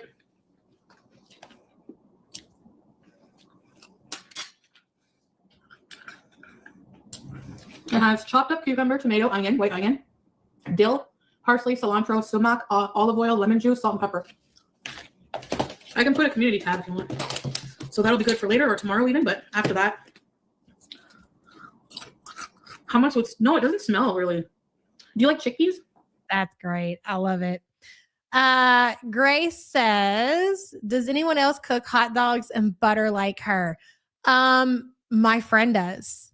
And I remember the first time that I was at her house and she had a birthday party and she made hot dogs. That poor bitch. I couldn't believe it. She was going to, I drove all the way over here. You had hot dogs, motherfucker. And not only did she have hot dogs, she was frying them on her stovetop in butter. I said, bitch, what the fuck? I'm not eating that shit. Who fries their hot dogs in butter?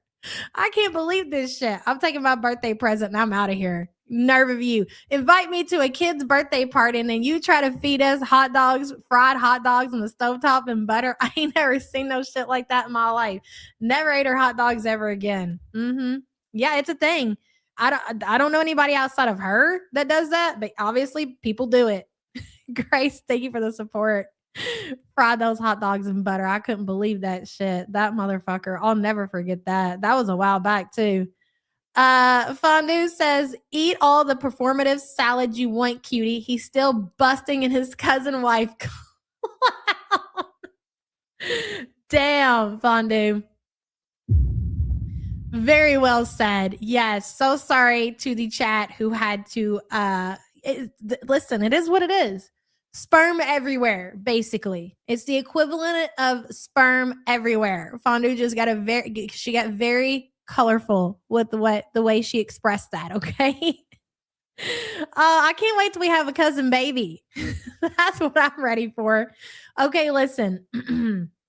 I want to watch this history lesson with its water weight.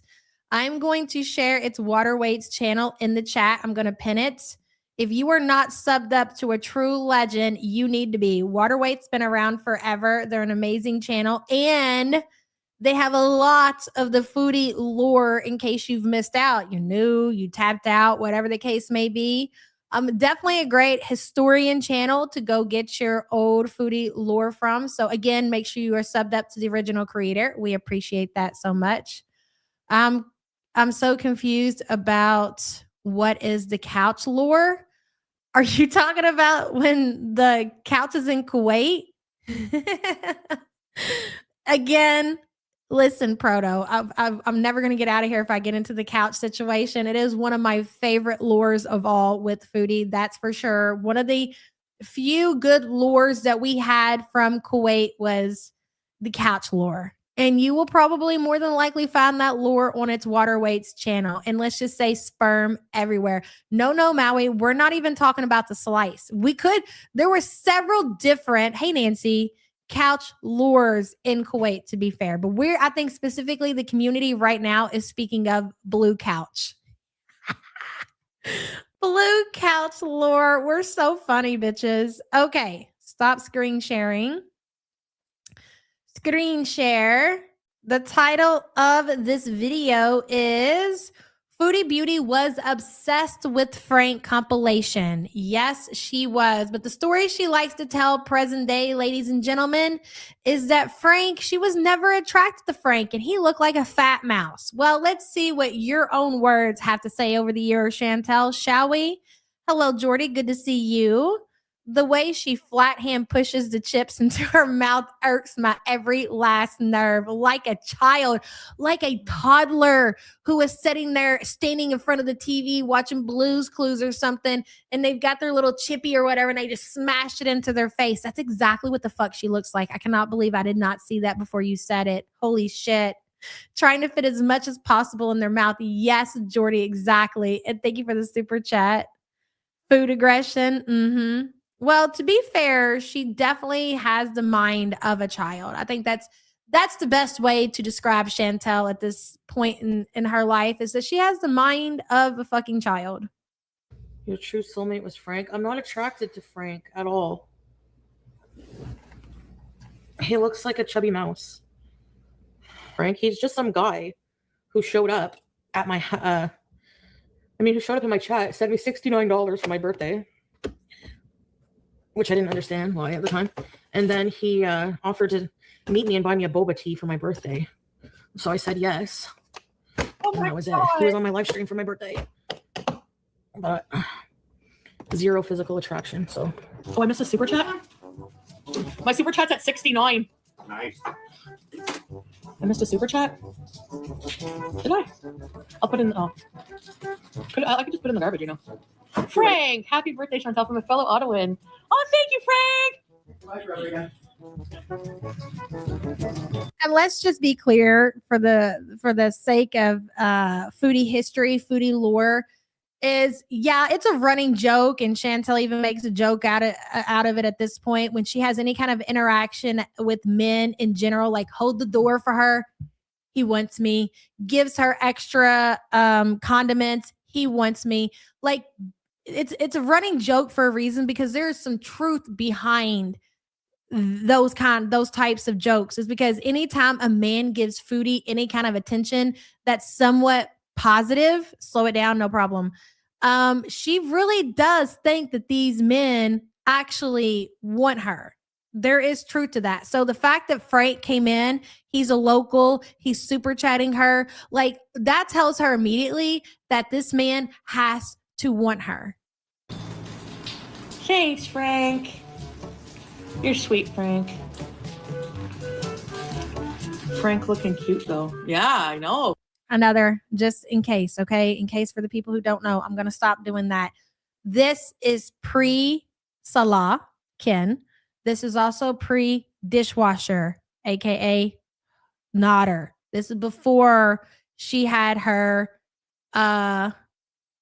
switch flipped by the one, the only Frank. We say it all the time. This all circles back around to Frank. We give Frank a lot of grief for even being in Syria, Kuwait, and all of these different eras that we've been through, because it really does come back around to Frank. Okay. Frank.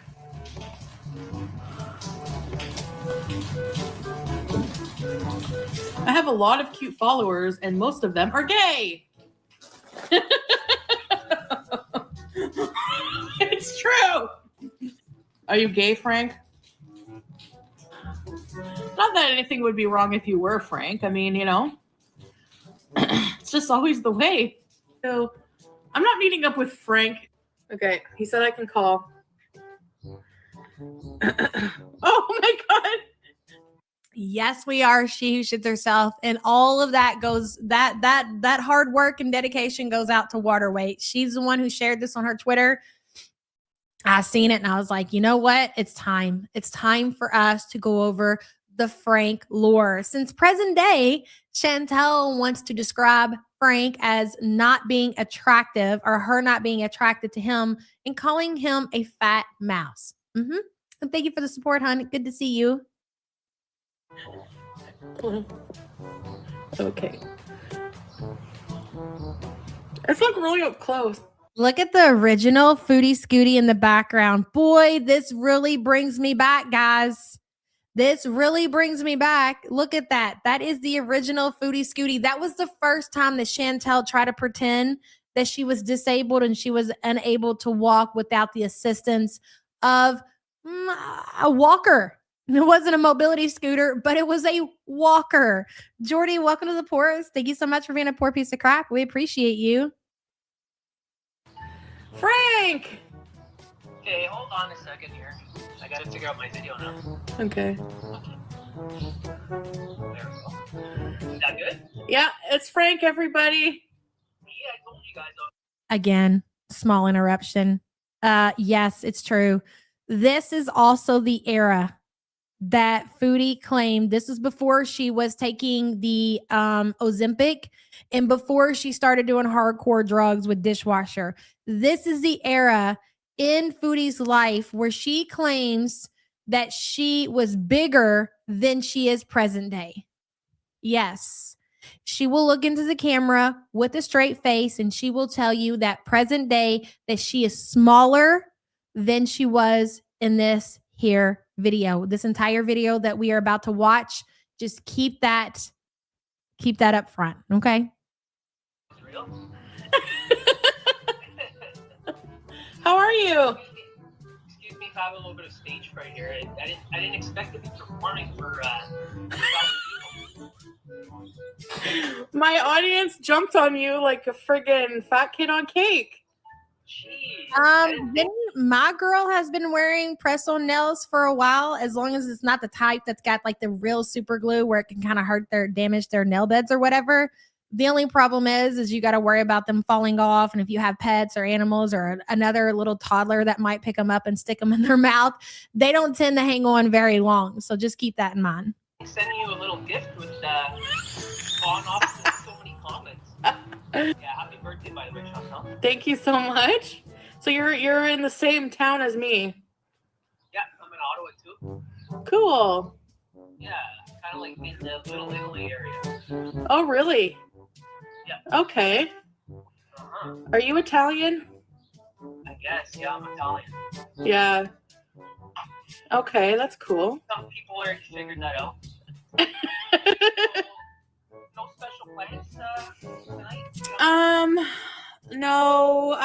Well, we're trying to figure that out right now. So. You gotta do something special for your birthday. I know. I was thinking, I don't know what to do, but we will do something. We will do something. Yeah. Are you going to hang out with us on the live stream? I don't mean like on call. I just, what's that? I just wanted to prove everybody wrong. Yeah, I'm real. All right. Okay, well, I'll let you go and have your privacy. But thanks for the birthday gift and thanks for hanging out. Take care. Happy birthday again. Thanks. Take care of you beauties. You know what, 10KD, it's not even the amount that she's gained. It's to be expected, right? It's just that she lives in a level of this really kind of proves to the community how much and how far she is willing to go as far as like her fibbing, right? Because she will die on the hill. She will get on scales, she will do weigh-ins, and she'll be like, D, I'm skinnier now than I was then. This is when she claimed that she was almost 400 pounds. This was around the same time that she uploaded a video on her channel called My 400 Pound Life. I guarantee it's probably months apart from this video right here. So if she was claiming to be almost 400 pounds here, how much do you fucking think she weighs now? Rojo, hello. When the Beezers were asking about Frank, she's trying to rewrite history that she wasn't in Heat back in 2021. Exactly. Why she does that, I'll never know, because these archives exist. And when she starts to lie about the past, people love to bring it right back around. Rojo, thank you for the support, hun. Bye. Bye, Frank. Is Frank? We could go meet up with Frank on live stream. I don't know if we were gonna go to Chinatown, Frank. Are you gonna Do you drive, Frank? You seriously want to meet up? You want to meet? This is just an example of Foodie present day acting like she wasn't attracted to Frank. These are the receipts to prove the exact opposite of that. Frank? Whatever. Frank, I hope you don't like your women too ladylike. I'll be right back. I'm gonna. Okay.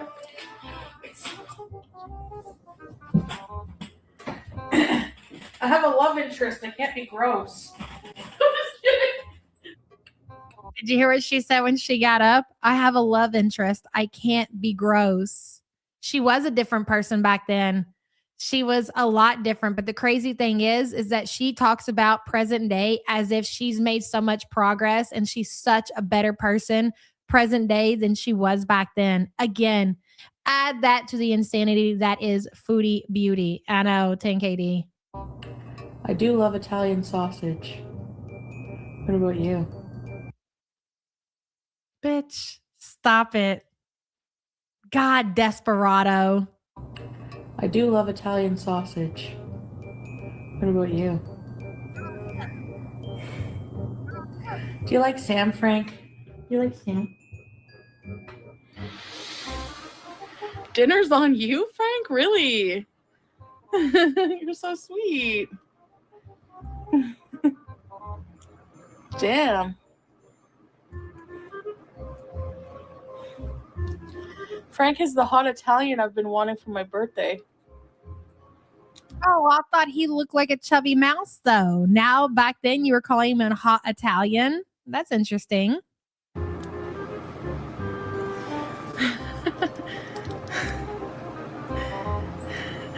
You missed the calls, Annie. I called Lewis and I called Frank. I'm going to put my wig on tonight. What do you think? Because I don't want to do my hair.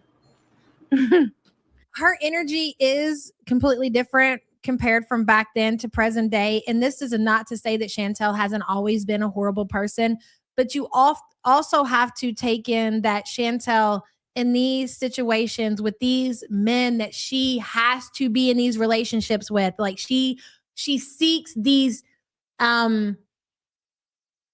situations with Dishwasher and Salah, knowing that they are toxic, knowing the reason why these men are entertaining her. Like she is well aware of it's not true love and it's not a soulmate situation and it's not her good looks and her personality. She seeks out these men that she has these fetishes for whatever reason, right? So she's gone through all of these horrible experiences in these relationships. And so after she's subjected herself to that for how long are we looking at now? 5-6 years?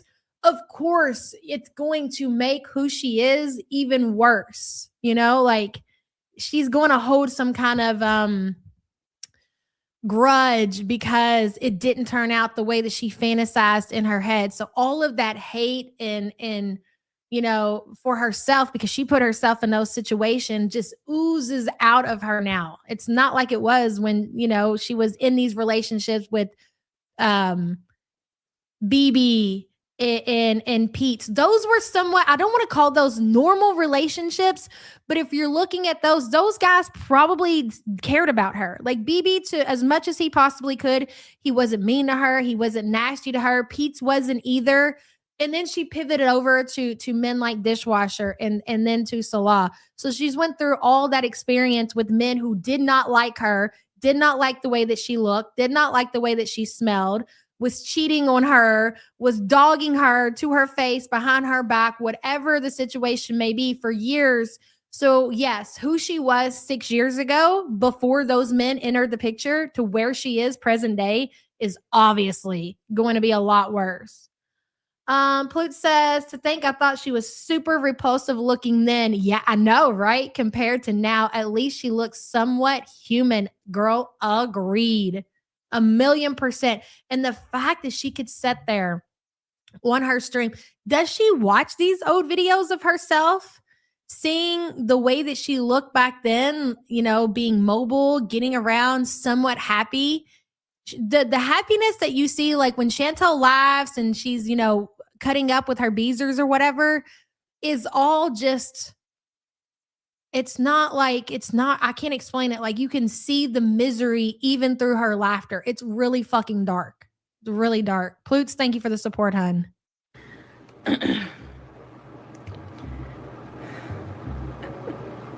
Thank you, guys. I wish you were still alive. Oh my God, it's him. There he Come in, is. come in. This was the first meetup with Frank. Okay. This is what tripped her trigger. Here, enter Frank. Look, she's got her fancy sweater on, her fancy earrings. She's got her makeup did. She is ready to go. Hold on, Chantal, What are you up to, Frank? We didn't know you were coming. You're okay with meeting up today? Yeah, sure. Here's Frank. Guys, what's up? It's Frank. Hi. How are you, Chantal? Good. Nice to meet you. Nice to meet you too. Did you drive here? I did. What car? I live really close by. It's like 5 minutes. Oh. I'm wearing a mask, guys, because Oh shit, I should too. No. Wow. He smells really, really good right now.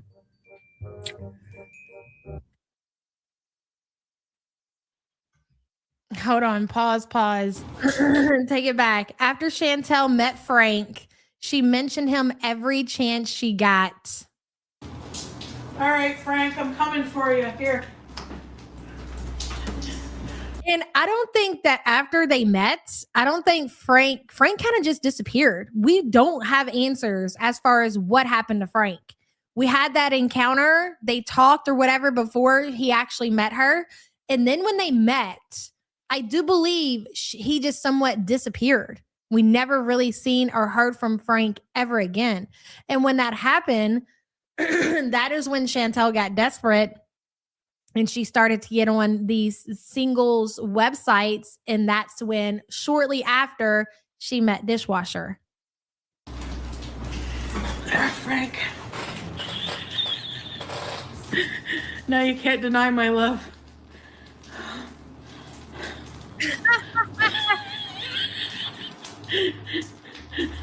Oh, yeah. So beautiful. I'm dead. Easy breezy.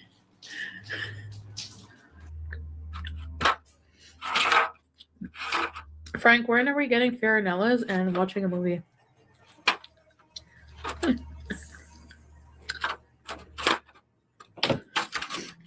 Like, at no point did Frank make it out that he was anything other than maybe a fan of her content.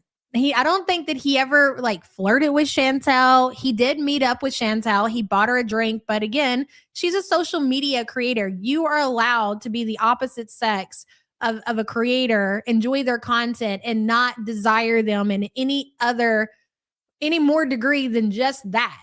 And of course, again, when it comes to Chantal, men cannot be nice to her because she assumes immediately that they want her. I don't even know if he was trolling. I think maybe he genuinely just thought that it was cool that there was somebody who did YouTube that was in the same area. He was like, oh, this is cool. And there's a lot of lore behind here. Hey, I'll meet up with you. I'll buy you a tea, whatever, tell you happy birthday. And that's the extent of it. And of course, she takes it to that level every single time. Frank.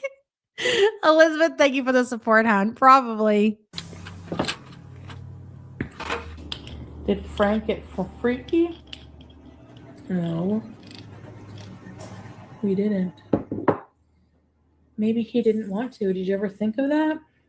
Ooh, Big Bertha says Squeaky had more chemistry for Carby than Frank or Ken. Yes, Big Bertha. And thank you for the support, hon. I'm trying to think. So, and you have to remember, like, God, there's always so much that comes with this when you're talking about Chantal history, and you guys probably get sick of me hearing about this shit. But before the Frank situation, when she first moved out with Pete's or whatever, she told the internet, she's like, listen, guys, my pussy is dry. I'm not interested. I'm not attracted to men. I don't, have these sexual desires anymore. I just want to be in this platonic relationship. That's what it's called, right? With Peter, where we're basically just going to be lifelong partners. And she gassed him up to believe that's what Pete's was settling in for. because Chantal had told him that. I'm not sure, Faith. Didn't Frank get harassed and then he told people he had a girlfriend? Probably. So, and that's what she thought. She was just going to be fine. That was going to be it. Going to be her and her lifelong partner, Pete's. And then she started talking about getting a sex doll, and then Frank, and then dishwasher. And life in the Chantal community has not been the same since. K-Bun says, hey, Yabba, check your mentions on the Burb app. Oh, God. Okay, K-Buns, will do. And thank you for being a member, hon. Hold on. Maybe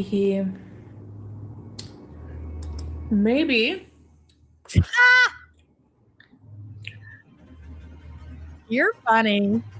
Hold on. you bees and you harass my love interests. Ooh. Like the beezers you are. Shame on you. She referred to Frank as her love interest. That's interesting. I hadn't watched this video yet. I was saving it to watch with you guys. Holy shit. How we forget so much in all of these years. K-Buns, thank you. You are so talented. I don't know what to think about that. I don't feel like I'm alone when it comes to the 9-volt battery, the tester with your tongue. You take the battery and you put it up to K-Buns, and a few different people have claimed, I call them liars, have claimed that they have never tested a 9-volt battery by taking their tongue and putting it on the battery to see how much charge is left. Okay. And I know it must be a thing that a lot of people don't know about this, because my wife, when I did it to a battery not that long ago, literally about lost her shit. And I'm just like, I mean, how else are you going to know? These 9-volt batteries, I'll have you know, are not cheap, bitch. Okay. So how else are you going to know how much charge is left in the battery unless you find out yourself by taking your tongue and put it on the battery? I mean, it's a trick as old as time, right? Yeah. So there, Kate Buns has been, she's been kicking me around for it since I admitted to taste testing 9-volt batteries. It is what it is. I've been doing it for years and I have no intentions of stopping anytime soon. I'm just teasing, but yes, it's something that's a thing. Like, you get a 9-volt battery, you put your tongue on, it's going to shock the shit out of you, ladies and gentlemen, if you're not aware. So thank you for that, K-Buns. We appreciate you. You are so talented, even though you're bullying me to death out here. And if you're not following K-Buns on the Twitter, you should be. You're missing out. You missed my hauls? Oh, I got poopery. There, Andres. I have an Amazon haul. I ordered some poopery. All right. Yeah, if you ever need to shit at a person's house, you could just spray. Victoria told me the trio, or you. So what you do is you to hide. Oh no, here's some good advice. To hide that you have to poop at a guy or a girl's house, what you do is you make sure there's a loud fan. You turn on the fan, whatever you can. Run the tap. Spray some poopery in the bowl. Man, she's always been obsessed with shit. This video is 2021, right? So 5 years ago. And here she is. And she's always done that. It's nothing new. Bailey Buck, thank you so much for gifting the YouTube Underground membership. Dirt Room, love your name. Welcome, welcome. New member. She looks so happy here. She was happy. She felt like she had freedom. She was able to do. See, I think something else that a lot of people don't know if you weren't watching back then is that Chantal was only doing recorded content. BB did not want to be involved in Chantal's YouTube at all. Like, whenever you would see BB in videos with Chantal, it would seriously look like a hostage type situation because he didn't want anything to do with it. And Chantal didn't like that. Like, she was really feeling herself. Her numbers were great. Like, she was the big dog in the community back then, meaning she got more numbers than most of the reactors did. And that's how, like, that community was built. So she really wanted to kind of pivot over to doing more vlogs and being more open about her life and having somebody in her life that would be willing to do content in Peter, which is why she changed her channel shortly to the Chantal in Pete's show, something like that. And then, of course, changed it right back.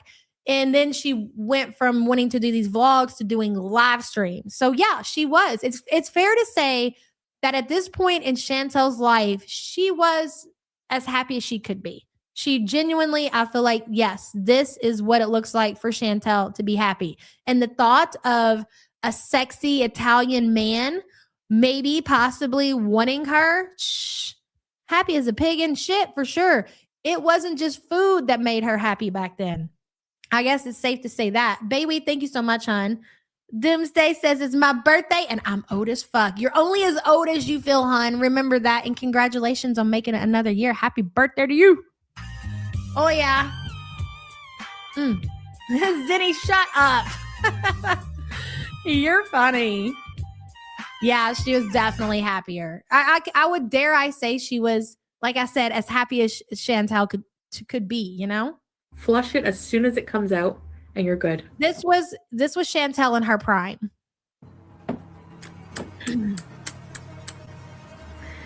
Yep.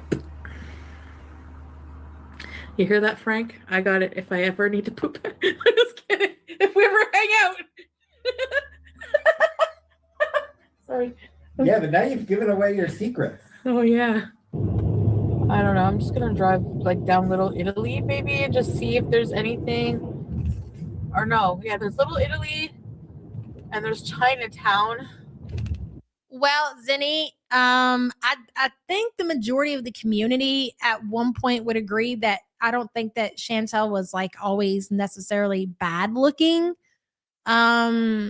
She did put a little bit of effort into her looks. She could do her I thought she did pretty good when she would do her makeup videos and everything. And it wasn't until she went completely doing the live streams and the dishwasher era and all, and then you get to see more of her true personality that, you know, looks obviously that's all you could see was the inside at that point.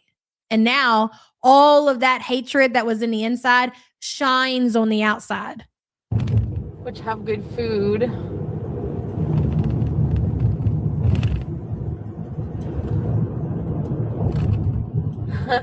Oh shoot, what's that place that Frank said was good? Can't remember. Maybe Frank was right here. I'm like across from his house. He probably gonna think I'm stalking him. How the fuck? Answer me this, chat. How are you the creator?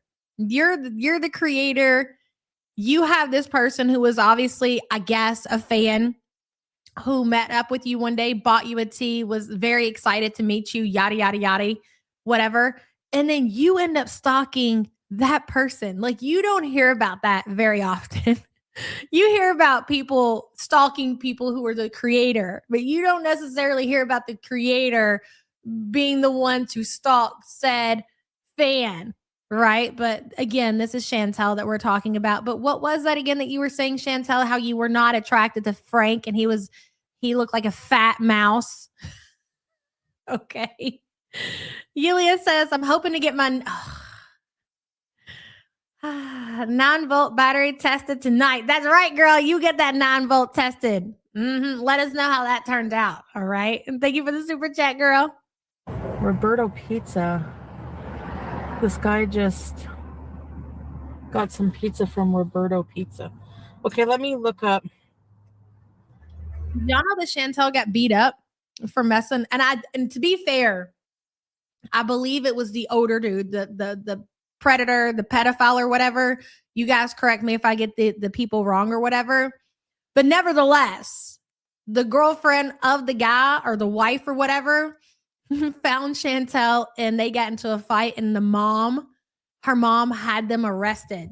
And the reason that they went after Chantal because Chantal was having a relationship, well, if it's the pedophile, was being, we don't want to say is a different guy. Was it?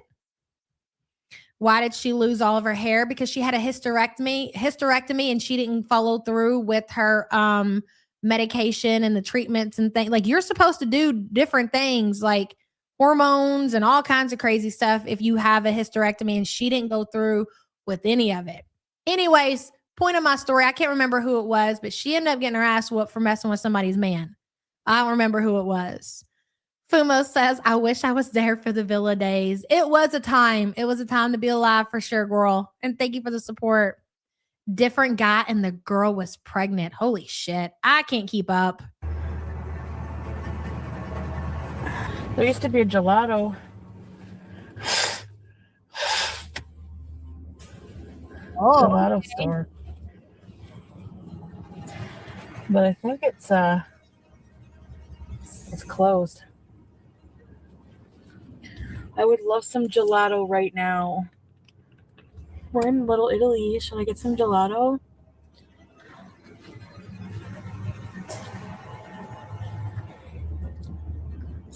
We need Frank to tell us where some good gelato is. Let me look it up. Yes, Kid Warrior. I knew it.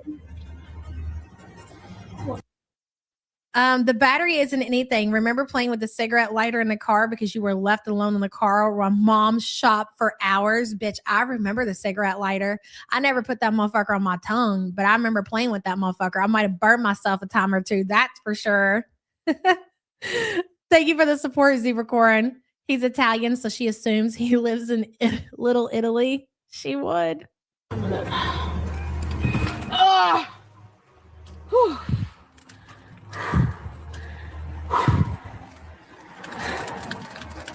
That's not Frank.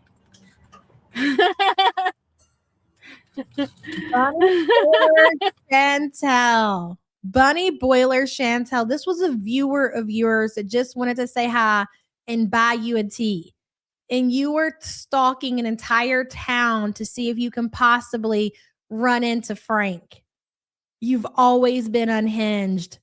It's not Frank. Doesn't even look like Frank. Excuse me. All right, I'm trying to think here. All right, I have a little haul. Is that the real Frank? I'm dead. Frank! Oh my God, you want to get something to eat?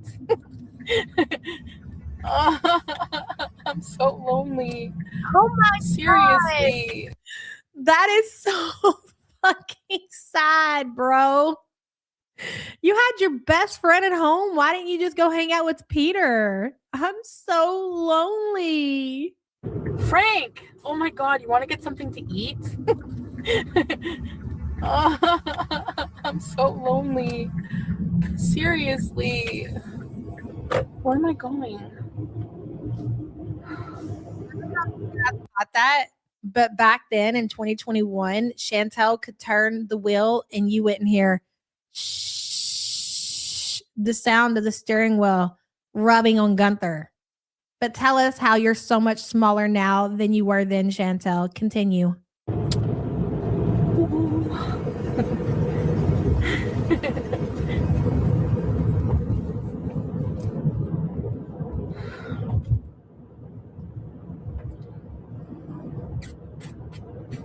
Hang with Frank. I don't think it's the real Frank. Real Frank here. Oh, that's the real Frank. Hi, Frank.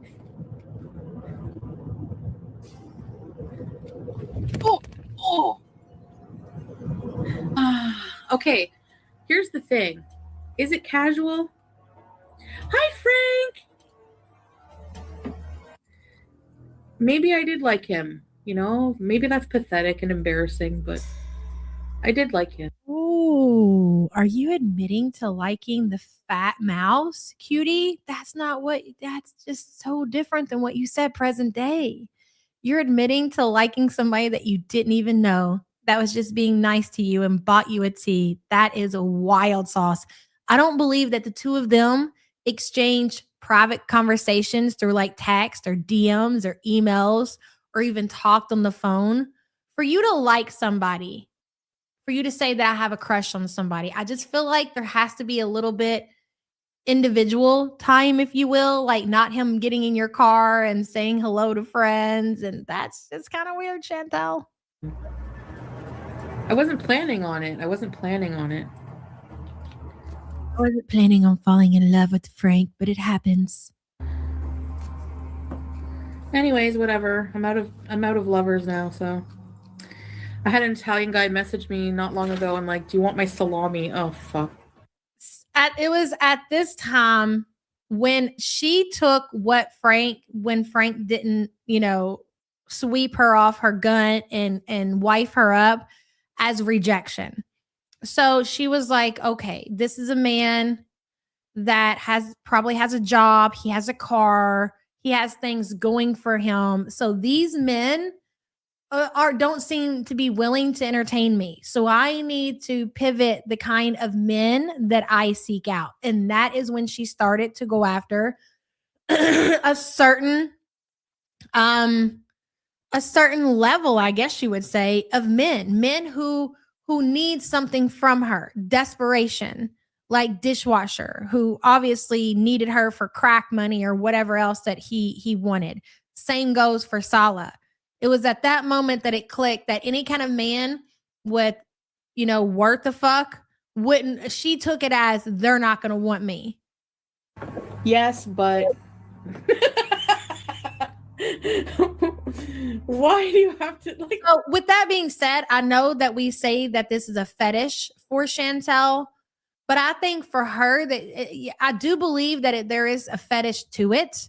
But I also think that she believes that there's only a certain type of a man that would be willing to entertain her. And she thinks that they look a certain way. That's how I believe that Chantal is. What? Don't you want to say hi or what's your name? Like, do you want my salami? Like, are all Italian men like that? Because all of the ones I've come across, no, except for Frank. See how she lumps people together? Are all Italian men like this?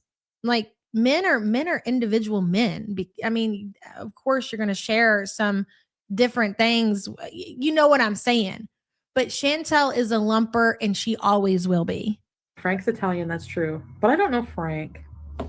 So maybe he's just like that.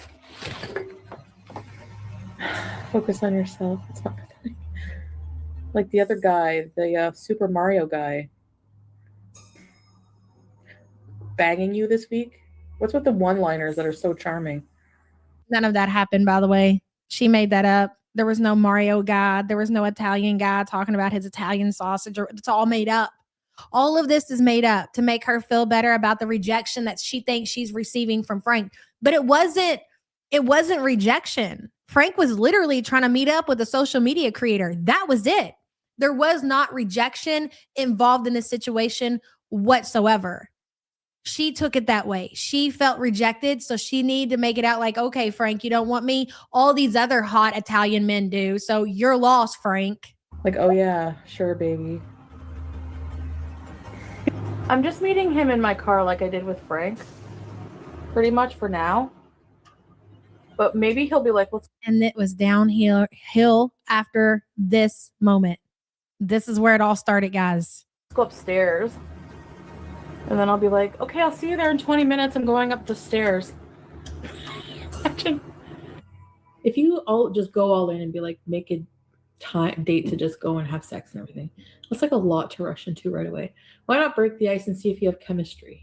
So this was just to see if that chemistry was there. And from the minute he was waving at me and he smiled, I was like, yeah, oh my God, I like this guy. That's why as soon as he came in my car, I felt compelled to like touch his face automatically. It was like a knee-jerk reaction to touch his face because he has such a... To this day, I never believed Nick existed. And I know you guys are like, what about dishwasher? Yeah, you're right. I was wrong about that. But at least we eventually got to see dishwasher. So present day, yes, I still am a naysayer when it comes to Nick. I do not believe Nick ever existed. Cute, benevolent, caring, kind, really nice face. Ooh, it's getting hot in here. Is that the real Frank?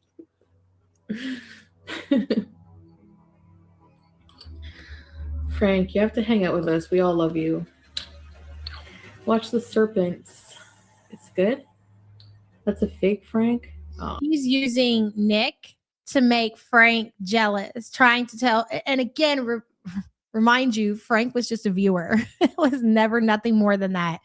But Foodie is so mentally unwell and always has been that she always goes to level 10.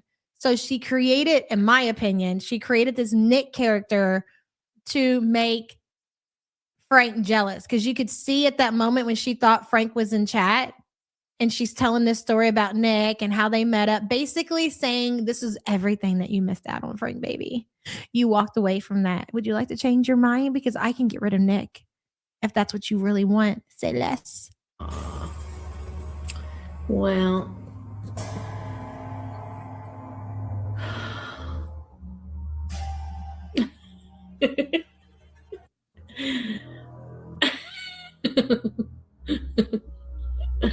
we love you, Frank. We should get together again, though, Frank, sometime and even just hang out. Remember, like, we could do like that giant pizza, or we could video game, or like in the summer we could get ice cream. Yeah, You know, like that would be cool. whatever you want to do. Anyways, I won't lock you. is Frank's cologne still lingering in the car? Yes, she craves for men fighting for over her. She has always, since she was in high school, and we know this because she's told these stories, right? She's always wanted to be the pretty, skinny, attractive girl that the men were just dying to hook up with. Like, she would make up these stories and make herself the main character. And Charlie is also team Nick existed. Really? That's interesting. Yulia says, cuties asking you out on a date, Frank. Don't be rude. Yulia, thank you for the support. Maybe a little bit. It smells good. You're going out to bees? Good for you. What's in his like Canadian kryptonite? Order that pizza Frank was talking about. I gotta save it for Frank, but I don't think he's ever gonna hit me up because he sucks. I'm just kidding. False promises. Frank doesn't want me, okay? Like, let's just get it out there. He doesn't message me, whatever. Frank probably wants nothing to do with us. You know why? Because, see, it doesn't curl. You guys are beezers. That's why. You guys are beezers. I'm gonna look like friggin' Nellie Olson. Or no, Nellie. Is it Nellie Olson? And you know what's so weird about this whole situation is that that's really what relationships are for Chantal. Could you imagine? Like, even yeah, of course, you meet up with somebody, you're attracted, and you want to get to know them more for the most part, right? But for Foodie, she didn't need to talk to Frank privately. She didn't need to have conversations and know more about. That's normally how you end up falling in love with somebody. But for her deranged, crazy self, all it takes is for her looking at a certain kind of man, them being attractive to her, and it doesn't matter. It doesn't matter what their story is, what they're like, what their hobbies are, what they do for a living. You know, not even when you're younger and you're teenagers, like you spend hours upon hours talking to somebody, your crush that you like, you know, and learning more about them and falling for them with those conversations. But she can do that, and she can create these feelings, whatever she thinks that they are, without that work involved, which is bizarre. Like these kind of relationship exist for people who just want to hook up. They just want to fuck, and that's it. Like, okay, let's do this and then be gone. I don't care about what you got going on in your life and anything else. We're just here for the obvious. But for her, she could create a whole ass marriage over not even knowing somebody. And that's basically what she did with Sala. That's what she did with Dishwasher. That's what she tried to do with Frank. And I think for most people, that is just absurd for anybody to fucking do. Big Bertha says, I promise when we go to lunch, I'll be doing this to you and Sam. I love you guys, but not in that way. Thank you for that, Big Bertha. I feel a lot better about the situation now. I appreciate you, girl.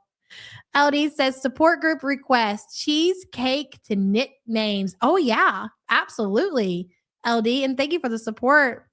I hate the word lover because of her. Oh, it's so cringy. I've never liked that word to begin with, but yeah, because of her, even more now. It's all a fantasy. She doesn't need to get to know Frank, but because she's already created the personality in her head. She doesn't really need to get to know Salah and what his interests are and anything about him, because that doesn't matter. Even though for the majority of people, that's what really, yeah, you see somebody, you like the way that they look. And so you automatically want to have that conversation and see if you guys connect in that way.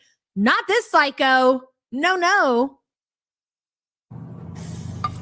Like, how many times have you seen somebody and you were physically attracted to them and you guys had a conversation and been like, yeah, bitch, click, I don't think so.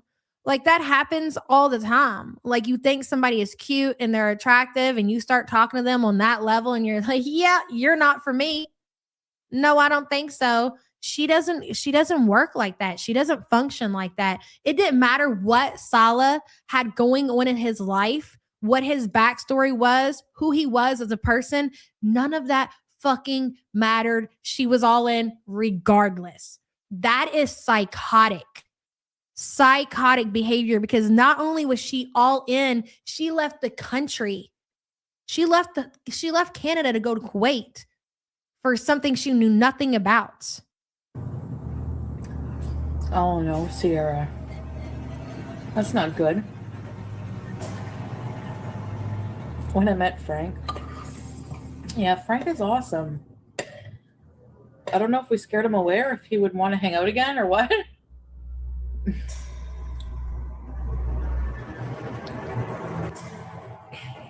Frank is completely I mean, Frank was not really in the picture. Like, you guys have probably scared him away. We probably scared him away.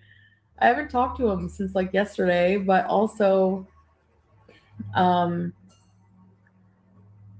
be open to being friends, but Hi, Frank.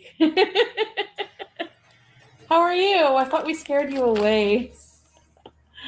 Louis, Billy is obsessed with. Hi, Amberlynn. Booty, you need to do the community a favor after you said what you said like 2 days ago and how you weren't attracted to Frank and you called him a fat mouse.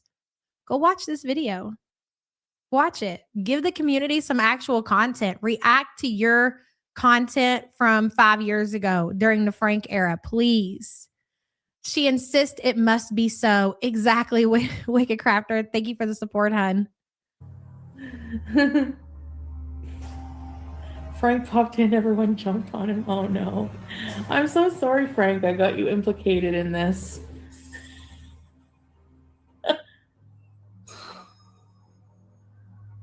You took a shower back. Do you plan on meeting with Frank? It's not something I plan on, no. Maybe, I mean, I'd be open to hang out with him, and I don't know if he'd want to go back on stream or what. That'd be fun.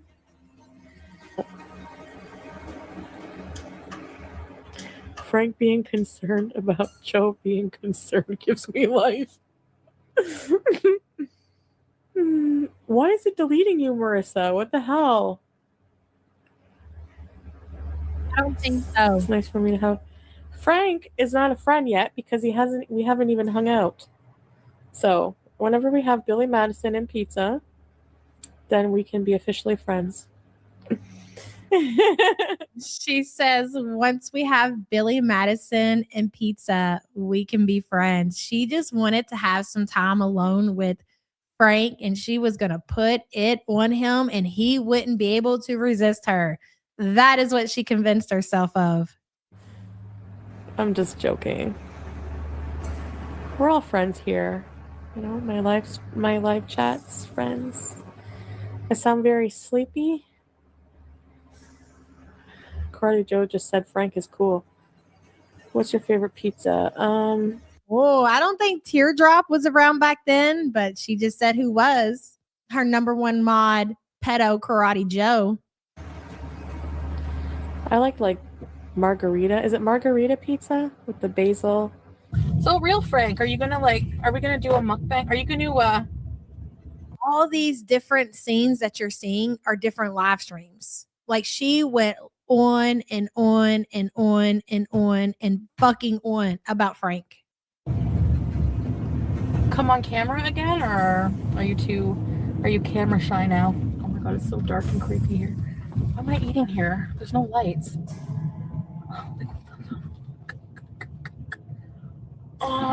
No, I'm not gonna eat here.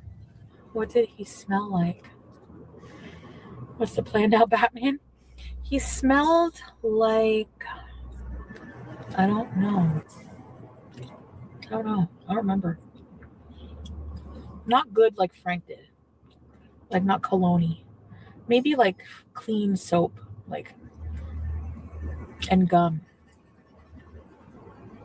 And like head, like a head would smell like his face smelled like his head. What? I don't know how to explain it. It's tricky. I mean, I still live here and I have this place and I have cats and, you know, so it's like, and there's Pete's and, but that's the thing. It's tricky. It's like, Pete's and I are roommates and friends, but we're still our own people. We don't owe anything to each other. We're not.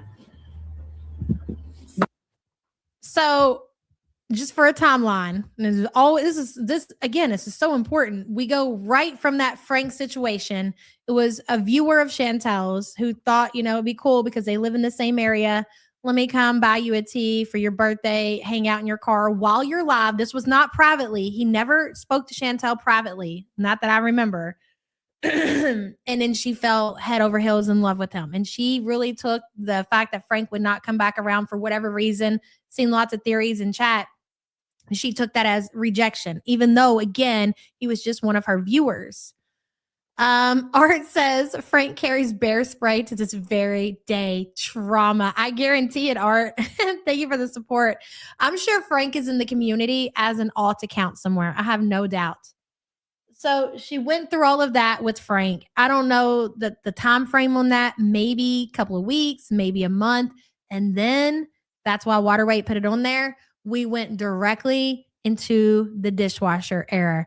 And so when she's sitting here and she's talking about her and Pete's being their own person and they don't owe each other anything because she was ready at that moment, just like we've seen when she left everything behind and she went to Kuwait, she was ready to get rid of fucking Peter, even though she promised him, hey, we're basically going to be together as a lifelong partners. But as soon as she got herself what she thought was a boyfriend, it was over for the lifelong partner bit. Look, I don't owe you anything, bitch. I don't care if I had you uproot your life from wherever you were, rent an apartment in your name so I could have somewhere to stay. I don't owe you a fucking thing. I'm dating Dishwasher, the crackhead who wants to use me for my YouTube coin and make thumbnails for me. You were no longer important in my life. Again, enter Nodder. Boy, oh boy, that was a time to be alive too. LD says, notice Chantal never talks about how good Silas smells. She is the queen of smells and she owns a Fortune 500 perfume business, but no mention of his smell. Wow, you know what, LD? You are right. She never talks about the way that she misses Salah's smell. She really doesn't even say what she misses about Salah. You know what she says? You know what she talks about when she misses Salah is watching movies with her husband. That's it. I never even considered that. And thank you for the support. And you're right. Like Chantal will always talk about the way that people smell. It's so true. You know, like I guess at one point I thought we were like life partners or whatever. I don't know about that. Like, what is it? Platonic life partners? Things change. She even says it. And I didn't even watch this video. She made such a huge deal. Like I bring that up all the time because it was a very big deal for her. She was so thrilled because Peter put this villa in his name. That allowed her to live her YouTube dream. When she split from BB, she was not at all sad about the situation. She was done. She was over the relationship as much as BB was. She wanted to go be a YouTube celebrity. And being with BB and living in that dump of an apartment that they lived in, she was not able to live her true, fantasy out. So Peter, Chantal's credit back then was so bad, she could not rent an apartment. Like, I'm pretty sure if we're talking about you haven't even been evicted, like your credit has to be really, really, really fucking bad not to be able to rent an apartment. So she was unable to get an apartment in her name. So Peter stepped in and did that. And she said, great, we're going to live together. We don't need a man. We're going to do YouTube. And you know what? I hate to sound so vulgar, but it's true. She was like, my pussy's dry. I don't care. Let's just make YouTube content. She made such a big deal that Peter was a part of her life and he was her life partner and he wasn't going anywhere.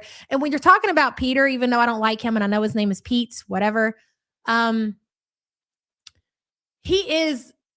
would consider Pete to be somewhat of a vulnerable person.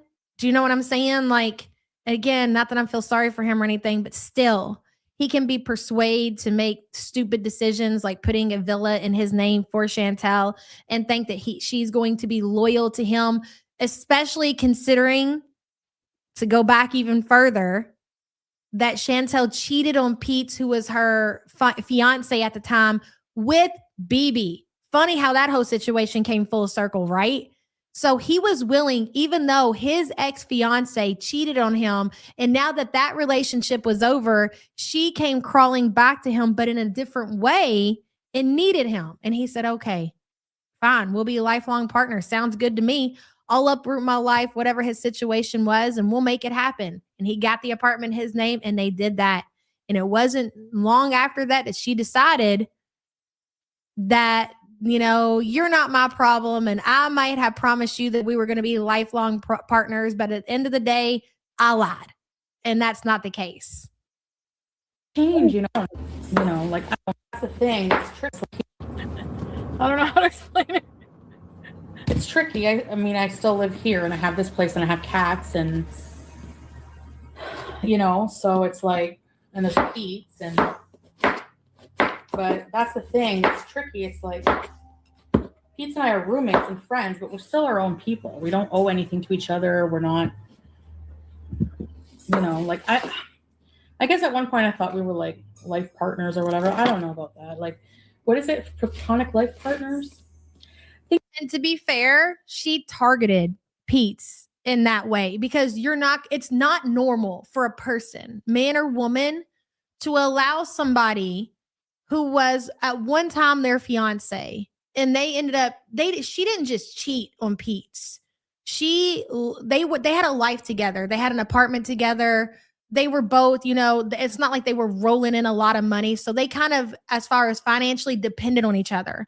Like when Chantal cheated on Pete's and she decided to move out with the person that she cheated on him with, she also took her financial support with her. So that left him in a situation to where not only did he lose was he blindsided by the loss of his fiance, which he obviously cared a lot about, but then he couldn't afford the place that he lived anymore.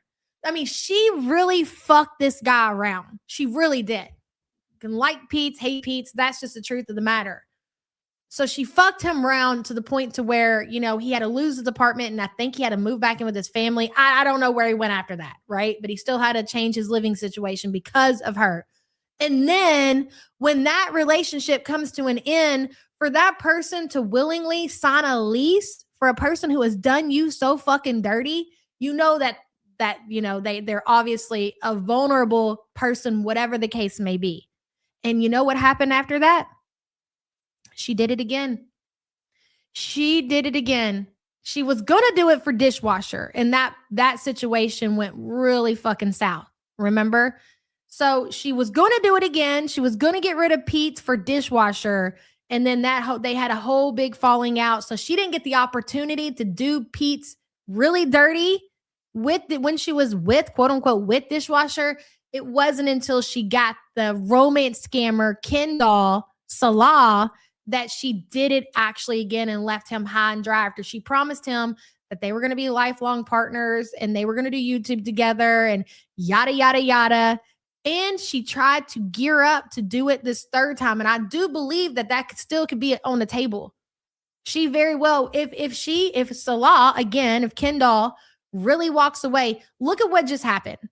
This is so important while we go over the history because she just repeats herself. She repeats the person that she is over and over and over, and she targets people that will allow that. So when she went off and psychotic on Salah recently on Kendall, and he had blocked her and he still hadn't unblocked her, and it was very obvious that they were not talking again. She even said, I'm just going to have Pete's come over and stay a couple of days. And I told you all that she was going to do that. And I said, that will be a sign that he's not talking to her. If she pulls Pete's into it, they're not talking. Why is he called Kendall?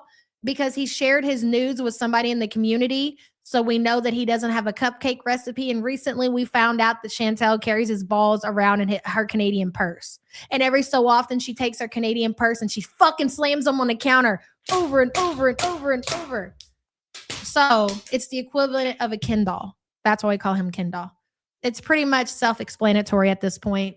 Paulina says she's so full of baloney. She was smitten. Exactly, Paulina. And thank you for being a member for 6 months. And I know we're kind of all over the place, but all of this information is very important because her past predicts her future.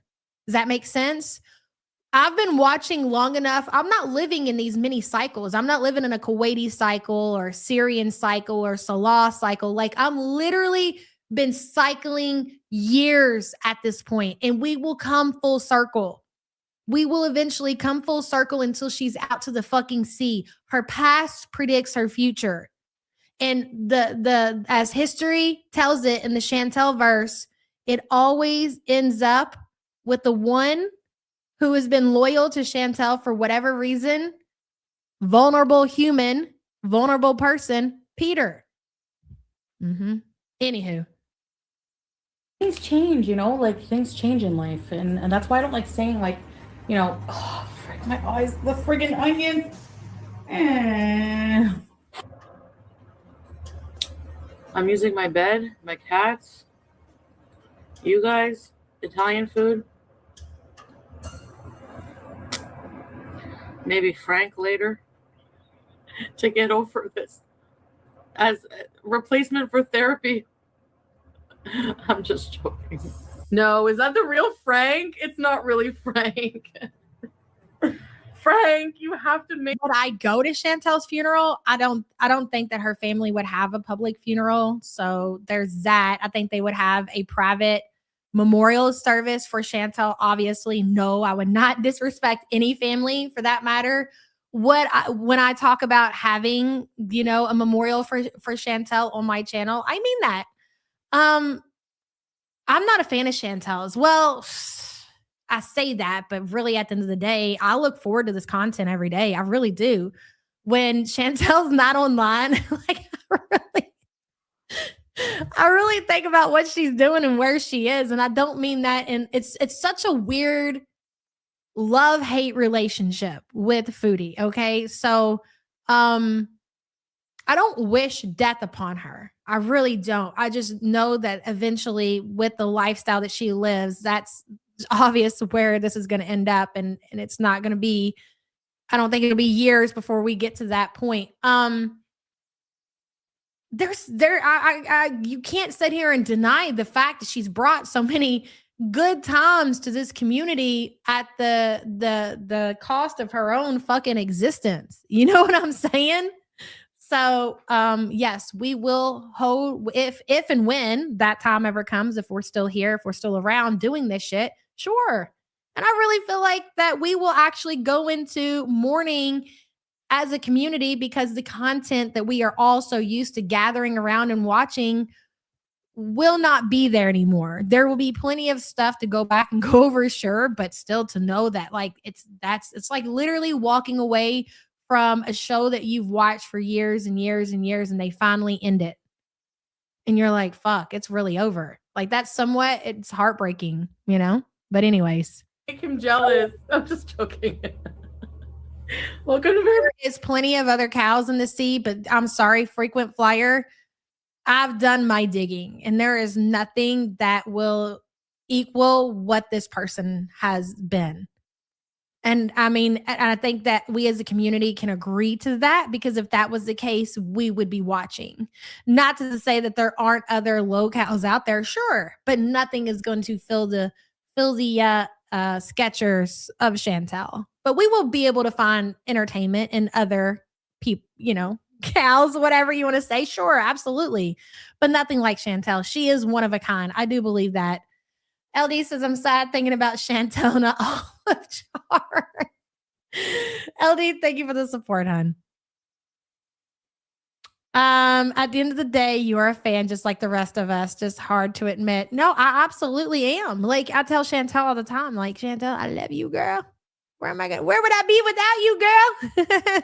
What bees is Frank? Ready, set, bees. Frank, are you ready to take me for pizza? Just kidding. Frank, you started this. Get out. You need me to send some. Okay, you know what I consider this to be the equivalent to? So there are people out there that authors or whatever that will find some kind of like serial killer that's awaiting, their final days on death row, and they have these meetings with them and they go to the penitentiary that they're being held in and they tell their life story, and they probably do this for months or possibly even years to get their entire story, and it kind of becomes, a habit, and they look forward to hearing what they have to say, even though they're like a really bad person. And this might be a bad comparison. All right. Just stop me before I get ahead of myself, but I'm going to go ahead and continue. And then all of a sudden, the day comes that person that you've been meeting with and you've been listening to their life story and how they got to where they are present day, which is death row. That is their final day. And you were there and you get to witness them actually the completion of that circle. You're like, wow, I've been doing this every weekend for years now. And all of a sudden the show's over. That to me seems kind of like what I feel like it'll be like. Okay. Goombas to Natter's house. Oh yeah, you're a hot Italian guy. I'm kidding. Well, knowing him, he would be like, I can fight them all off. I can fight everybody. Hi, Frank. Hey, wasn't that a good way to compare it though? I don't feel like it's ever been told like that. That's a great, in my opinion, that was a great comparison. Like somehow, like you don't like that person and they've been a really bad person. They did really bad things. I mean, hell, they probably killed 27 people. That's why they're on death row. But, meeting with somebody and hearing their story over and over, you get somewhat attached to them. Yeah, same thing. Who said death row fat? I'm dead. Frank, do you know that it's my That's fat row. I'm dead. birthday soon? Oh my god, not Frank. What the heck? Frank just pops up out of nowhere. Rosie.com. Tracy, Kina, Polo. Frank trying to stir up some drama. That was amazing work by Waterweight. It really was. Like, I feel like we have talked so much about the Frank era. We've never, we failed to kind of properly go over the history, and they did such a great job doing that. Like, round of applause for its Waterweight. Again, please, if you are not subbed up to one of the best in the community, make sure you are. Their link should still be pinned in the chat. If not, let me do it again just to make sure. And yeah, you know what? Every so often we will circle back around because it's important for the newbies, or maybe you're not even so newbie. You just ain't been here for the 7 years, or maybe you just need a refresher. Cause bitch, I forgot a lot of that shit. This goes on. We are watching this woman sometimes for hours every day. And it's hard to retain all of this information. So it is good to go back and pick up on wow. And just listening to her talk about, I keep saying this about how she told Peter about the lifelong partner, and to hear that clip, that was really something. Kuwait was the worst. Oh, I agree with that. It was the worst, but it was the best because that was some of the best shit that we got while she was in Kuwait. So as much as I want to say that was the worst era of Chantal verse, I kind of disagree with that. I hated it, right? I did. And I know all of you hated it too. Like the setting on the floor and the mukbang of the food and the fucking couches and you wanted to scream. And so many people left during that time. But it was during that time that we got the best content that we've ever received, the Cabela. The Cabela expose, when we found out how much of a degenerate Salah really was, happened during the Kuwaiti era. The Bruce Lee situation happened during the Kuwaiti era. And I'm sure there's a few things that I'm not even thinking of. The slice of couch happened in the Kuwaiti era. Salah drinking Chantal's water and her smelling it and making herself sick happened in the Kuwaiti era. So as much as I did despise that era of Chantal, like it was also one of the favorites. So and going back to the beginning of the stream with who said it? Fuck, 10KD. Where do you think 10KD got her name from? 10KD, because every time you would say, how much does that cost? 10KD. Oh, really? How much was that meal? 10KD. Like everything in Kuwait cost 10KD. Going back to what 10KD had said earlier, how she was just fucking sick and tired of this cycle. Like, God, I'm over it. Move on. You got to suffer through some of the worst to get to some of the best.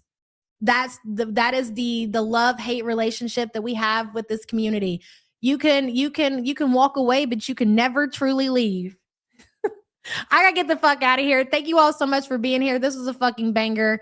I will be here tomorrow. Yes. Tomorrow's Wednesday. And I don't think I'll be here Thursday. I have things to take care of. I have to be an adult. I have to adult on Thursday, but don't worry. It's going to be a good time. I'm super excited. We will return Friday. So you ladies out there, be safe and take in the content while you can, while it's still around, because death row, motherfuckers, is just right around the corner.